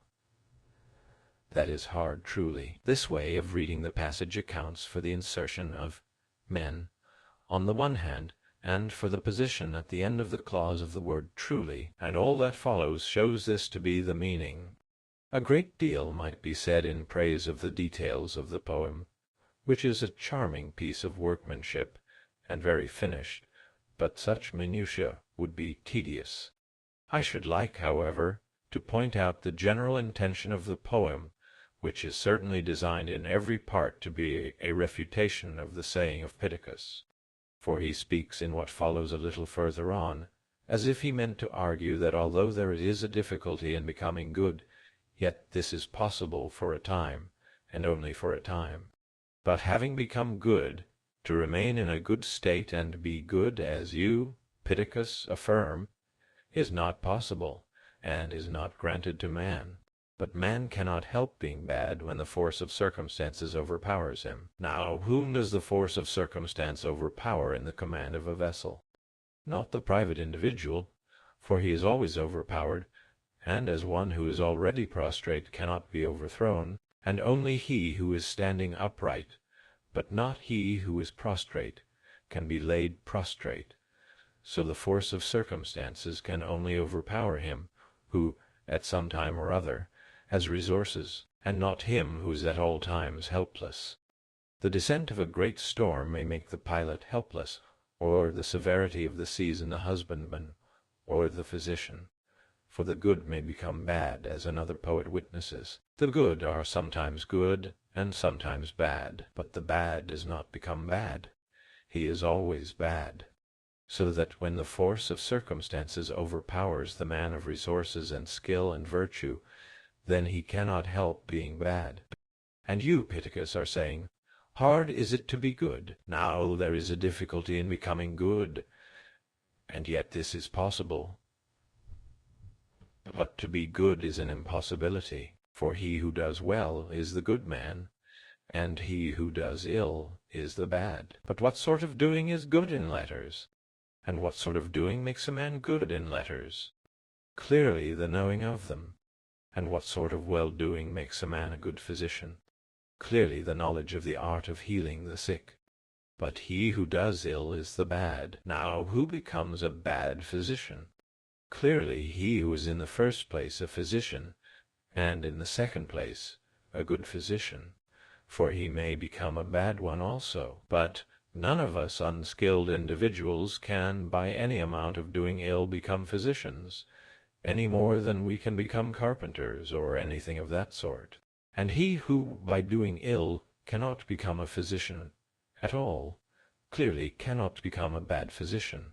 In like manner, the good may become deteriorated by time or toil or disease or other accident. The only real doing ill is to be deprived of knowledge. But the bad man will never become bad, for he is always bad, and if he were to become bad he must previously have been good. Thus the words of the poem tend to show that, on the one hand, a man cannot be continuously good, but that he may become good, and may also become bad, and again that they are the best for the longest time whom the gods love. All this relates to Pittacus, as is further proved by the sequel, for he adds, "Therefore I will not throw away my span of life to no purpose in searching after the impossible, hoping in vain to find a perfectly faultless man among those who partake of the fruit of the broad-bosomed earth. If I find him, I will send you word. This is the vehement way in which he pursues his attack upon Pittacus throughout the whole poem. But him who does no evil, voluntarily I praise and love. Not even the gods war against necessity. All this has a similar drift, for Simonides was not so ignorant as to say that he praised those who did no evil voluntarily, as though there were some who did evil voluntarily. For no wise man, as I believe, will allow that any human being errs voluntarily, or voluntarily does evil and dishonorable actions. But they are very well aware that all who do evil and dishonorable things do them against their will. And Simonides never says that he praises him who does no evil voluntarily. The word voluntarily applies to himself, for he was under the impression that a good man might often compel himself to love and praise another, and to be the friend and approver of another, and that there might be an involuntary love, such as a man might feel to an unnatural father or mother, or country, or the like. Now bad men, when their parents or country have any defects, look on them with malignant joy, and find fault with them, and expose and denounce them to others, under the idea that the rest of mankind will be less likely to take themselves to task, and accuse them of neglect. And they blame their defects far more than they deserve, in order that the odium which is necessarily incurred by them may be increased. But the good man dissembles his feelings, and constrains himself to praise them, and if they have wronged him and he is angry, he pacifies his anger, and is reconciled, and compels himself to love, and praise his own flesh and blood. And Simonides, as is probable, considered that he himself had often had to praise and magnify a tyrant or the like, much against his will, and he also wishes to imply to Pittacus that he does not censure him, because he is censorious.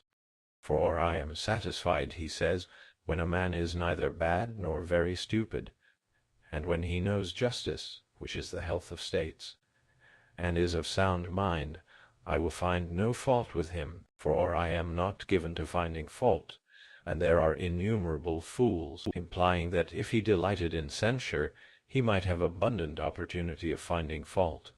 All things are good with which evil is unmingled. In these latter words he does not mean to say that all things are good which have no evil in them, as you might say, all things are white which have no black in them, for that would be ridiculous.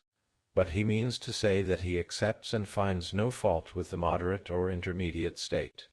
I do not hope, he says, to find a perfectly blameless man among those who partake of the fruits of the broad-bosomed earth. If I find him, I will send you word. In this sense I praise no man.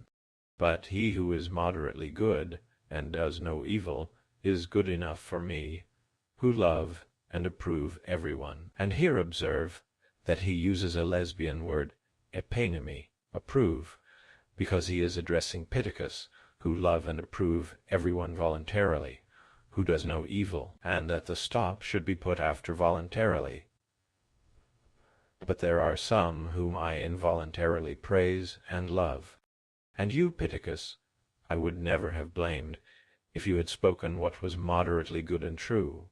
But I do blame you because, putting on the appearance of truth, you are speaking falsely about the highest matters. And this, I said, Prodicus and Protagoras, I take to be the meaning of Simonides in this poem. Hippias said, I think, Socrates, that you have given a very good explanation of the poem, but I have also an excellent interpretation of my own which I will propound to you, if you will allow me. Nay, Hippias, said Alcibiades, not now, but at some other time. At present we must abide by the compact which was made between Socrates and Protagoras, to the effect that as long as Protagoras is willing to ask, Socrates should answer, or that if he would rather answer, then that Socrates should ask. I said, I wish Protagoras either to ask or answer as he is inclined, but I would rather have done with poems and odes, if he does not object, and come back to the question about which I was asking you at first. Protagoras, and by your help make an end of that. The talk about the poets seems to me like a commonplace entertainment to which a vulgar company have recourse, who, because they are not able to converse or amuse one another while they are drinking, with the sound of their own voices in conversation, by reason of their stupidity, raise the price of flute. Girls in the market, hiring for a great sum the voice of a flute instead of their own breath, to be the medium of intercourse among them. But where the company are real gentlemen and men of education, you will see no flute, girls, nor dancing, girls, nor harp girls. And they have no nonsense or games, but are contented with one another's conversation, of which their own voices are the medium, and which they carry on by turns, and in an orderly manner, even though they are very liberal in their potations. And a company like this of ours, and men such as we profess to be, do not require the help of another's voice, or of the poets whom you cannot interrogate about the meaning of what they are saying. People who cite them declaring, some that the poet has one meaning, and others that he has another, and the point which is in dispute can never be decided. This sort of entertainment they decline, and prefer to talk with one another, and put one another to the proof in conversation. And these are the models which I desire that you and I should imitate. Leaving the poets, and keeping to ourselves, let us try the mettle of one another, and make proof of the truth in conversation. If you have a mind to ask, I am ready to answer, or if you would rather do you answer, and give me the opportunity of resuming and completing our unfinished argument. I made these and some similar observations, but Protagoras would not distinctly say which he would do. Thereupon Alcibiades turned to Callias and said, "Do you think, Callias, that Protagoras is fair in refusing to say whether he will or will not answer? For I certainly think that he is unfair. He ought either to proceed with the argument or distinctly refuse to proceed, that we may know his intention, and then Socrates will be able to discourse with someone else, and the rest of the company will be free to talk with one another." I think that Protagoras was really made ashamed by these words of Alcibiades, and when the prayers of Callias and the company were superadded, he was at last induced to argue, and said that I might ask and he would answer. So I said, "Do not imagine, Protagoras, that I have any other interest in asking questions of you but that of clearing up my own difficulties. For I think that Homer was very right in saying that, when two go together, one sees before the other, for all men who have a companion are readier in deed, word, or thought. But if a man sees a thing when he is alone, he goes about straightway seeking until he finds someone to whom he may show his discoveries, and who may confirm him in them. And I would rather hold discourse with you than with anyone, because I think that no man has a better understanding of most things which a good man may be expected to understand, and in particular of virtue. For who is there but you, who not only claim to be a good man and a gentleman, for many are this, and yet have not the power of making others good, whereas you are not only good yourself, but also the cause of goodness in others. Moreover, such confidence have you in yourself, that although other sophists conceal their profession, you proclaim in the face of Hellas that you are a sophist, or teacher of virtue and education, and are the first who demanded pay in return. How, then, can I do otherwise than invite you to the examination of these subjects, and ask questions and consult with you? I must indeed, and I should like once more to have my memory refreshed by you about the questions which I was asking you at first, and also to have your help in considering them. If I am not mistaken, the question was this: are wisdom and temperance and courage and justice and holiness 5 names of the same thing? Or has each of the names a separate underlying essence and corresponding thing having a peculiar function, no one of them being like any other of them? And you replied that the 5 names were not the names of the same thing, but that each of them had a separate object, and that all these objects were parts of virtue, not in the same way that the parts of gold are like each other and the whole of which they are parts, but as the parts of the face are unlike the whole of which they are parts and one another, and have each of them a distinct function. I should like to know whether this is still your opinion, or if not, I will ask you to define your meaning, and I shall not take you to task if you now make a different statement, for I dare say that you may have said what you did only in order to make trial of me. I answer, Socrates, he said, that all these qualities are parts of virtue, and that 4 out of the 5 are to some extent similar, and that the 5th of them, which is courage, is very different from the other 4, as I prove in this way. You may observe that many men are utterly unrighteous, unholy, intemperate, ignorant, who are nevertheless remarkable for their courage. Stop, I said. I should like to think about that. When you speak of brave men, do you mean the confident, or another sort of nature? Yes, he said. I mean the impetuous, ready to go at that which others are afraid to approach. In the next place, you would affirm virtue to be a good thing, of which good thing you assert yourself to be a teacher. Yes, he said, I should say the best of all things, if I am in my right mind. And is it partly good and partly bad, I said, or wholly good? Wholly good, and in the highest degree. Tell me then, who are they who have confidence when diving into a well? I should say the divers. And the reason of this is that they have knowledge? Yes, that is the reason. And who have confidence when fighting on horseback, the skilled horseman or the unskilled? The skilled. And who when fighting with light shields, the peltasts or the non-peltasts? The peltasts. And that is true of all other things, he said, if that is your point. Those who have knowledge are more confident than those who have no knowledge, and they are more confident after they have learned than before. And have you not seen persons utterly ignorant, I said, of these things and yet confident about them? Yes, he said, I have seen such persons far too confident. And are not these confident persons also courageous? In that case, he replied, courage would be a base thing, for the men of whom we are speaking are surely madmen. Then who are the courageous? Are they not the confident? Yes, he said, to that statement I adhere.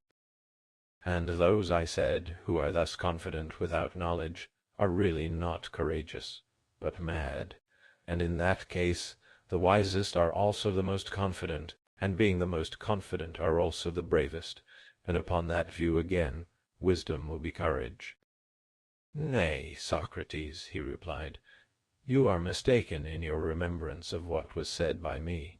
When you asked me, I certainly did say that the courageous are the confident, but I was never asked whether the confident are the courageous.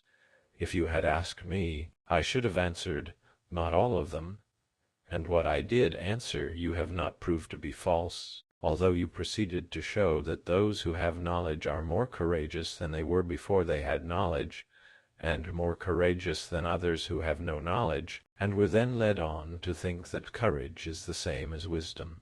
But in this way of arguing you might come to imagine that strength is wisdom.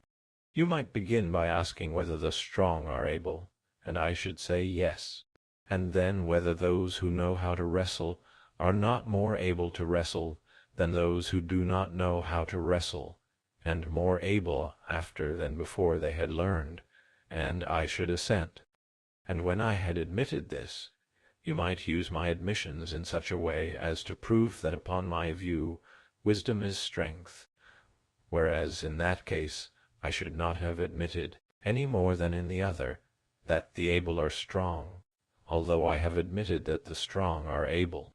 For there is a difference between ability and strength. The former is given by knowledge as well as by madness or rage, but strength comes from nature and a healthy state of the body. And in like manner I say of confidence and courage that they are not the same. And I argue that the courageous are confident, but not all the confident courageous. For confidence may be given to men by art, and also like ability, by madness and rage, but courage comes to them from nature and the healthy state of the soul. I said, you would admit, Protagoras, that some men live well and others ill. He assented. And do you think that a man lives well who lives in pain and grief? He does not. But if he lives pleasantly to the end of his life, will he not in that case have lived well? He will. Then to live pleasantly is a good, and to live unpleasantly an evil? Yes, he said, if the pleasure be good and honorable. And do you, Protagoras, like the rest of the world, call some pleasant things evil, and some painful things good? For I am rather disposed to say that things are good in as far as they are pleasant, if they have no consequences of another sort, and in as far as they are painful, they are bad. I do not know, Socrates, he said, whether I can venture to assert in that unqualified manner that the pleasant is the good, and the painful the evil. Having regard not only to my present answer, but also to the whole of my life, I shall be safer, if I am not mistaken, in saying that there are some pleasant things which are not good, and that there are some painful things which are good, and some which are not good, and that there are some which are neither good nor evil. And you would call pleasant, I said, the things which participate in pleasure or create pleasure? Certainly, he said. Then my meaning is, that in as far as they are pleasant, they are good, and my question would imply that pleasure is a good in itself. According to your favorite mode of speech, Socrates, let us reflect about this, he said, and if the reflection is to the point, and the result proves that pleasure and good are really the same, then we will agree. But if not, then we will argue. And would you wish to begin the inquiry? I said, or shall I begin? You ought to take the lead, he said, for you are the author of the discussion. May I employ an illustration? I said, suppose someone who is inquiring into the health or some other bodily quality of another. He looks at his face and at the tips of his fingers, and then he says, uncover your chest and back to me that I may have a better view. That is the sort of thing which I desire in this speculation. Having seen what your opinion is about good and pleasure, I am minded to say to you, uncover your mind to me, Protagoras, and reveal your opinion about knowledge, that I may know whether you agree with the rest of the world. Now the rest of the world are of opinion that knowledge is a principle not of strength, or of rule, or of command. Their notion is that a man may have knowledge, and yet that the knowledge which is in him may be overmastered by anger, or pleasure, or pain, or love, or perhaps by fear, just as if knowledge were a slave, and might be dragged about anyhow. Now, is that your view? Or do you think that knowledge is a noble and commanding thing which cannot be overcome, and will not allow a man, if he only knows the difference of good and evil, to do anything which is contrary to knowledge, but that wisdom will have strength to help him? I agree with you, Socrates, said Protagoras, and not only so, but I, above all other men, am bound to say that wisdom and knowledge are the highest of human things. Good, I said, and true. But are you aware that the majority of the world are of another mind, and that men are commonly supposed to know the things which are best, and not to do them when they might? And most persons whom I have asked the reason of this have said that when men act contrary to knowledge, they are overcome by pain or pleasure, or some of those affections which I was just now mentioning. Yes, Socrates, he replied, and that is not the only point about which mankind are in error. Suppose, then, that you and I endeavor to instruct and inform them what is the nature of this affection which they call being overcome by pleasure, and which they affirm to be the reason why they do not always do what is best. When we say to them, friends, you are mistaken, and are saying what is not true, they would probably reply, Socrates and Protagoras, if this affection of the soul is not to be called being overcome by pleasure, Pray, what is it, and by what name would you describe it? But why, Socrates, should we trouble ourselves about the opinion of the many, who just say anything that happens to occur to them? I believe, I said, that they may be of use in helping us to discover how courage is related to the other parts of virtue. If you are disposed to abide by our agreement, that I should show the way in which, as I think, our recent difficulty is most likely to be cleared up, you follow. But if not, never mind. You are quite right, he said, and I would have you proceed as you have begun. Well then, I said, let me suppose that they repeat their question. What account do you give of that which, in our way of speaking, is termed being overcome by pleasure? I should answer thus: listen, and Protagoras and I will endeavor to show you. When men are overcome by eating and drinking and other sensual desires which are pleasant, and they, knowing them to be evil, nevertheless indulge in them, would you not say that they were overcome by pleasure? They will not deny this. And suppose that you and I were to go on and ask them again, in what way do you say that they are evil?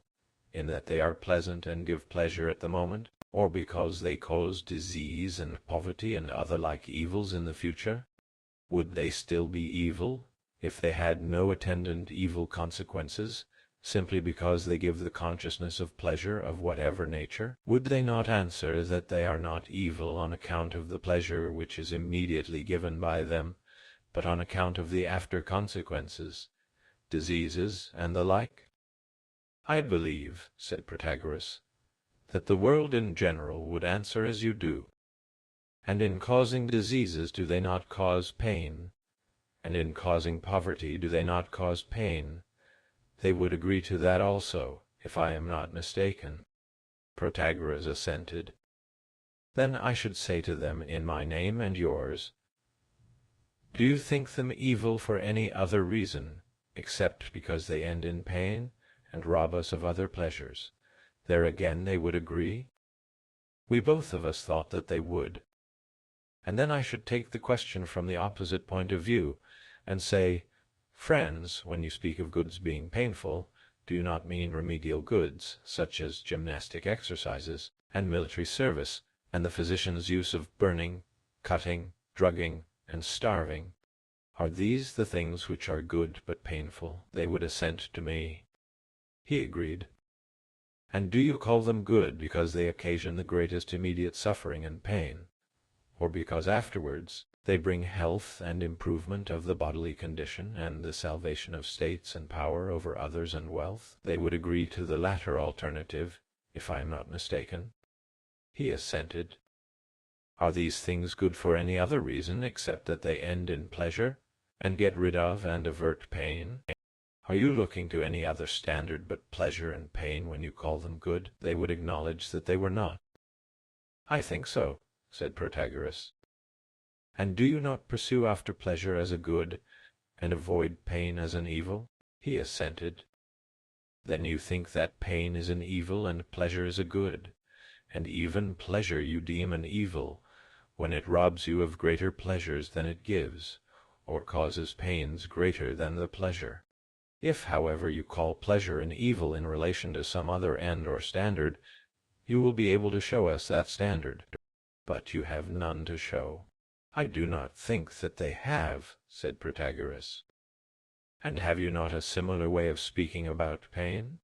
You call pain a good when it takes away greater pains than those which it has, or gives pleasures greater than the pains. Then if you have some standard other than pleasure and pain to which you refer when you call actual pain a good, you can show what that is. But you cannot. True, said Protagoras. Suppose again, I said, that the world says to me, why do you spend many words and speak in many ways on this subject? Excuse me, friends, I should reply.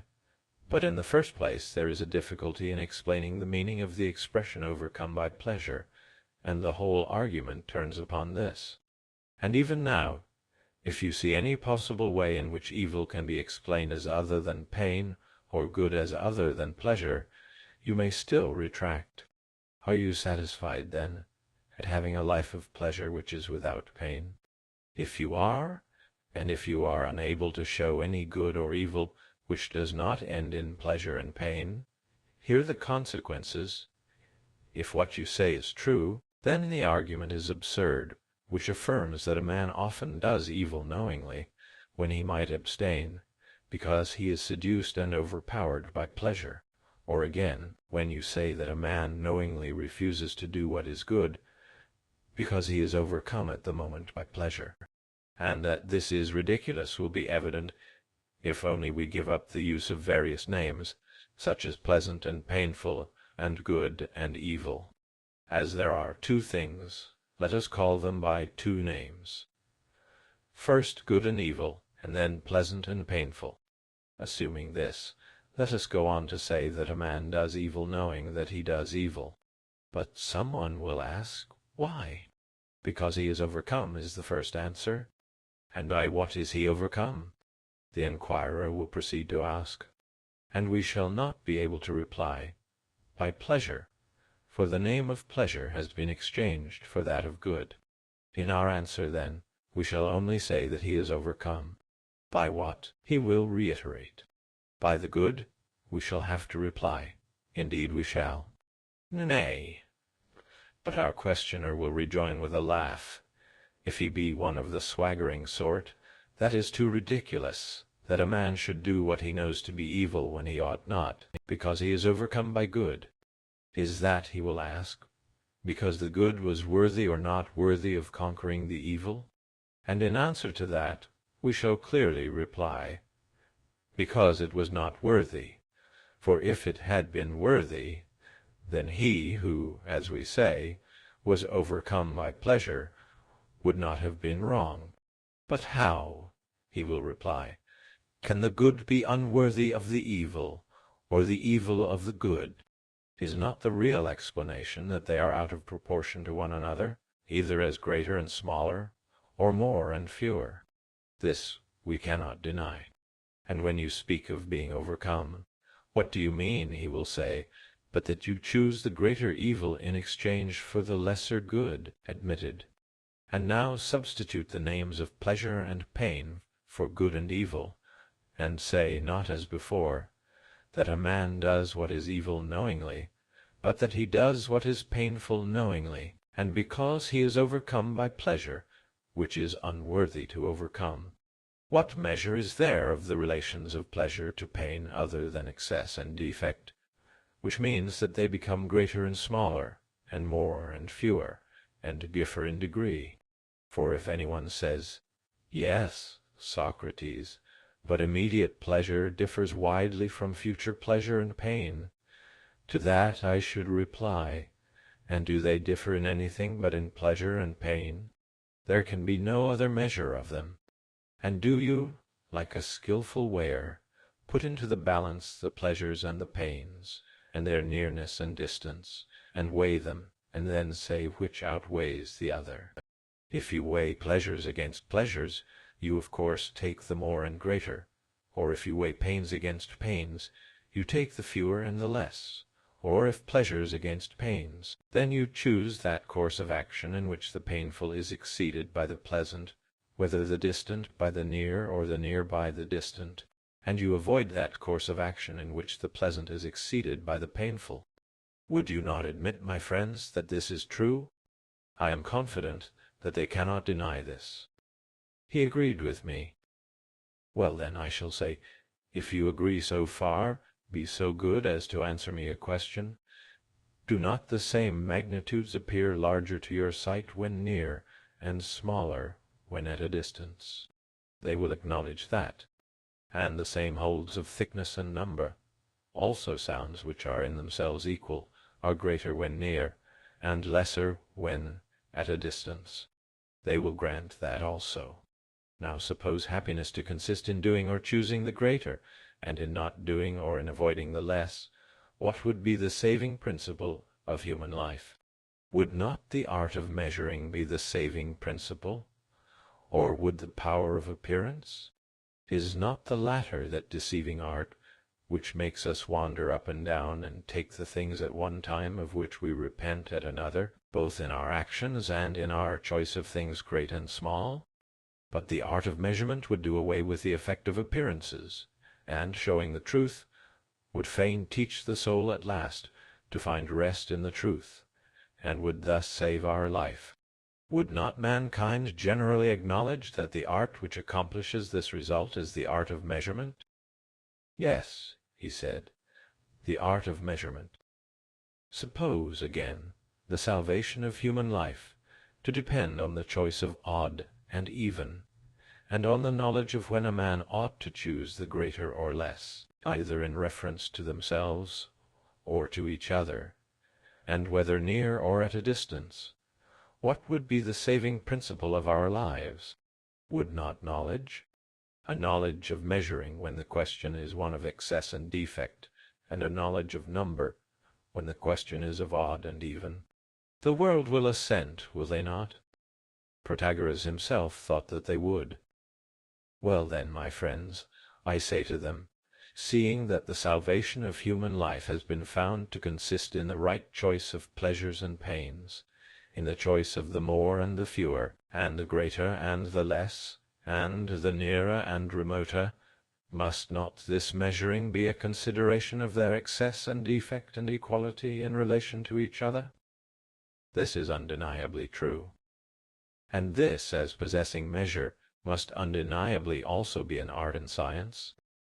They will agree, he said. The nature of that art or science will be a matter of future consideration, but the existence of such a science furnishes a demonstrative answer to the question which you asked of me and Protagoras. At the time when you asked the question, if you remember, both of us were agreeing that there was nothing mightier than knowledge, and that knowledge, in whatever existing, must have the advantage over pleasure and all other things. And then you said that pleasure often got the advantage even over a man who has knowledge, and we refused to allow this. And you rejoined, O Protagoras and Socrates, what is the meaning of being overcome by pleasure, if not this? Tell us what you call such a state. If we had immediately and at the time answered ignorance, you would have laughed at us. But now, in laughing at us, you will be laughing at yourselves, for you also admitted that men err in their choice of pleasures and pains, that is, in their choice of good and evil, from defect of knowledge, and you admitted further that they err not only from defect of knowledge in general, but of that particular knowledge which is called measuring. And you are also aware that the erring act which is done without knowledge is done in ignorance. This, therefore, is the meaning of being overcome by pleasure, ignorance, and that the greatest, and our friends Protagoras and Prodicus and Hippias declare that they are the physicians of ignorance. But you, who are under the mistaken impression that ignorance is not the cause, and that the art of which I am speaking cannot be taught, neither go yourselves, nor send your children to the sophists, who are the teachers of these things. You take care of your money, and give them none, and the result is that you are the worse off both in public and private life. Let us suppose this to be our answer to the world in general. And now I should like to ask you, Hippias, and you, Prodicus, as well as Protagoras, for the argument is to be yours as well as ours, whether you think that I am speaking the truth or not. They all thought that what I said was entirely true. Then you agree, I said, that the pleasant is the good, and the painful evil. And here I would beg my friend Prodicus not to introduce his distinction of names, whether he is disposed to say pleasurable, delightful, joyful. However, by whatever name he prefers to call them, I will ask you, most excellent Prodicus, to answer in my sense of the words. Prodicus laughed and assented, as did the others. Then, my friends, what do you say to this? Are not all actions honorable and useful, of which the tendency is to make life painless and pleasant? This was admitted. Then, I said, if the pleasant is the good, Nobody does anything under the idea or conviction that some other thing would be better and is also attainable, when he might do the better. And this inferiority of a man to himself is merely ignorance, as the superiority of a man to himself is wisdom. They all assented. And is not ignorance the having a false opinion and being deceived about important matters? To this also they unanimously assented. Then, I said, no man voluntarily pursues evil, or that which he thinks to be evil. To prefer evil to good is not in human nature, and when a man is compelled to choose one of two evils, no one will choose the greater when he may have the less. All of us agreed to every word of this. Well, I said, there is a certain thing called fear or terror, and here, Protagoras, I should particularly like to know whether you would agree with me in defining this fear or terror as expectation of evil. Protagoras and Hippias agreed, but Protagoras said that this was fear and not terror.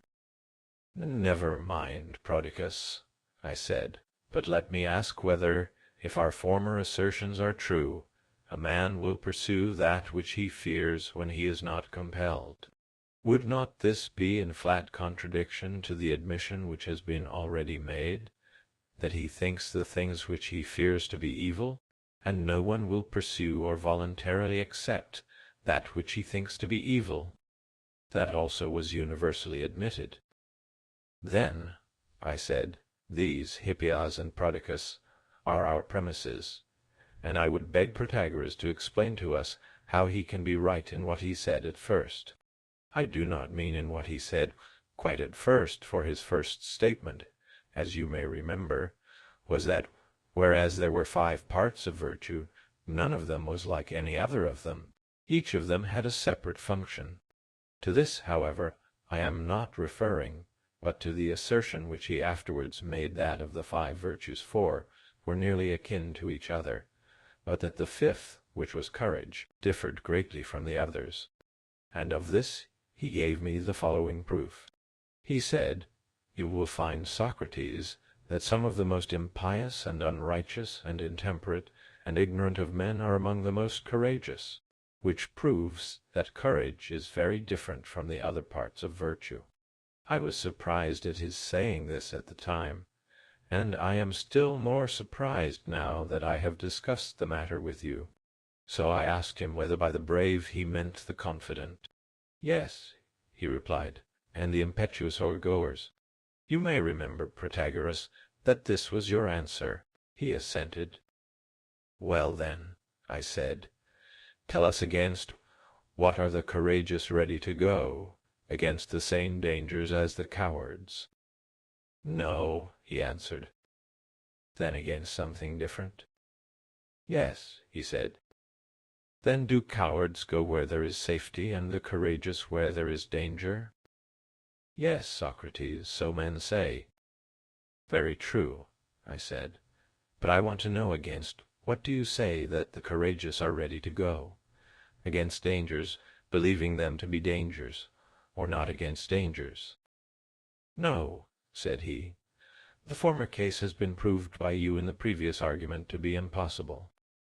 "That again," I replied, "is quite true, and if this has been rightly proven, then no one goes to meet what he thinks to be dangers, since the want of self-control, which makes men rush into dangers, has been shown to be ignorance." He assented. "And yet the courageous man and the coward alike go to meet that about which they are confident, so that, in this point of view, the cowardly and the courageous go to meet the same things." "And yet, Socrates," said Protagoras, "that to which the coward goes is the opposite of that to which the courageous goes. The one, for example, is ready to go to battle, and the other is not ready." "And is going to battle honorable or disgraceful?" I said. "Honorable," he replied. "And if honorable, then already admitted by us to be good, for all honorable actions we have admitted to be good." "That is true, and to that opinion I shall always adhere." "True," I said, But which of the two are they who, as you say, are unwilling to go to war, which is a good and honorable thing? The cowards, he replied. And what is good and honorable, I said, is also pleasant. It has certainly been acknowledged to be so, he replied. And do the cowards knowingly refuse to go to the nobler, and pleasanter, and better? The admission of that, he replied, would belie our former admissions. But does not the courageous man also go to meet the better and pleasanter and nobler? That must be admitted. And the courageous man has no base fear or base confidence. True, he replied. And if not base, then honorable. He admitted this. And if honorable, then good. Yes. But the fear and confidence of the coward or foolhardy or madman, on the contrary, are base. He assented. And these base fears and confidences originate in ignorance and uninstructedness? True, he said. Then, as to the motive from which the cowards act, do you call it cowardice or courage? I should say cowardice, he replied. And have they not been shown to be cowards through their ignorance of dangers? Assuredly, he said. And because of that ignorance they are cowards? He assented. And the reason why they are cowards is admitted by you to be cowardice. He again assented. Then the ignorance of what is and is not dangerous is cowardice. He nodded assent. But surely courage, I said, is opposed to cowardice. Yes. Then the wisdom which knows what are and are not dangers is opposed to the ignorance of them? To that again he nodded assent. And the ignorance of them is cowardice? To that he very reluctantly nodded assent. And the knowledge of that which is and is not dangerous is courage, and is opposed to the ignorance of these things. At this point he would no longer nod assent, but was silent.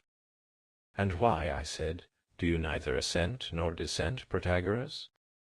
Finish the argument by yourself, he said. I only want to ask one more question, I said. I want to know whether you still think that there are men who are most ignorant and yet most courageous. You seem to have a great ambition to make me answer, Socrates, and therefore I will gratify you and say that this appears to me to be impossible consistently with the argument. My only object, I said, in continuing the discussion, has been the desire to ascertain the nature and relations of virtue. For if this were clear, I am very sure that the other controversy which has been carried on at great length by both of us, you affirming and I denying that virtue can be taught, would also become clear. The result of our discussion appears to me to be singular, for if the argument had a human voice, that voice would be heard laughing at us and saying, Protagoras and Socrates, you are strange beings. There are you, Socrates, who were saying that virtue cannot be taught, contradicting yourself now by your attempt to prove that all things are knowledge, including justice and temperance and courage, which tends to show that virtue can certainly be taught. For if virtue were other than knowledge, as Protagoras attempted to prove, then clearly virtue cannot be taught. But if virtue is entirely knowledge, as you are seeking to show, then I cannot but suppose that virtue is capable of being taught. Protagoras, on the other hand, who started by saying that it might be taught, is now eager to prove it to be anything rather than knowledge. It must be quite incapable of being taught. Now I, Protagoras, perceiving this terrible confusion of our ideas, have a great desire that they should be cleared up, and I should like to carry on the discussion until we ascertain what virtue is, whether capable of being taught or not, lest haply Epimetheus should trip us up and deceive us in the argument, as he forgot us in the story. I prefer your Prometheus to your Epimetheus, for of him I make use, whenever I am busy about these questions, in Promethean care of my own life. And if you have no objection, as I said at first, I should like to have your help in the inquiry. Protagoras replied, "Socrates, I am not of a base nature, and I am the last man in the world to be envious. I cannot but applaud your energy and your conduct of an argument.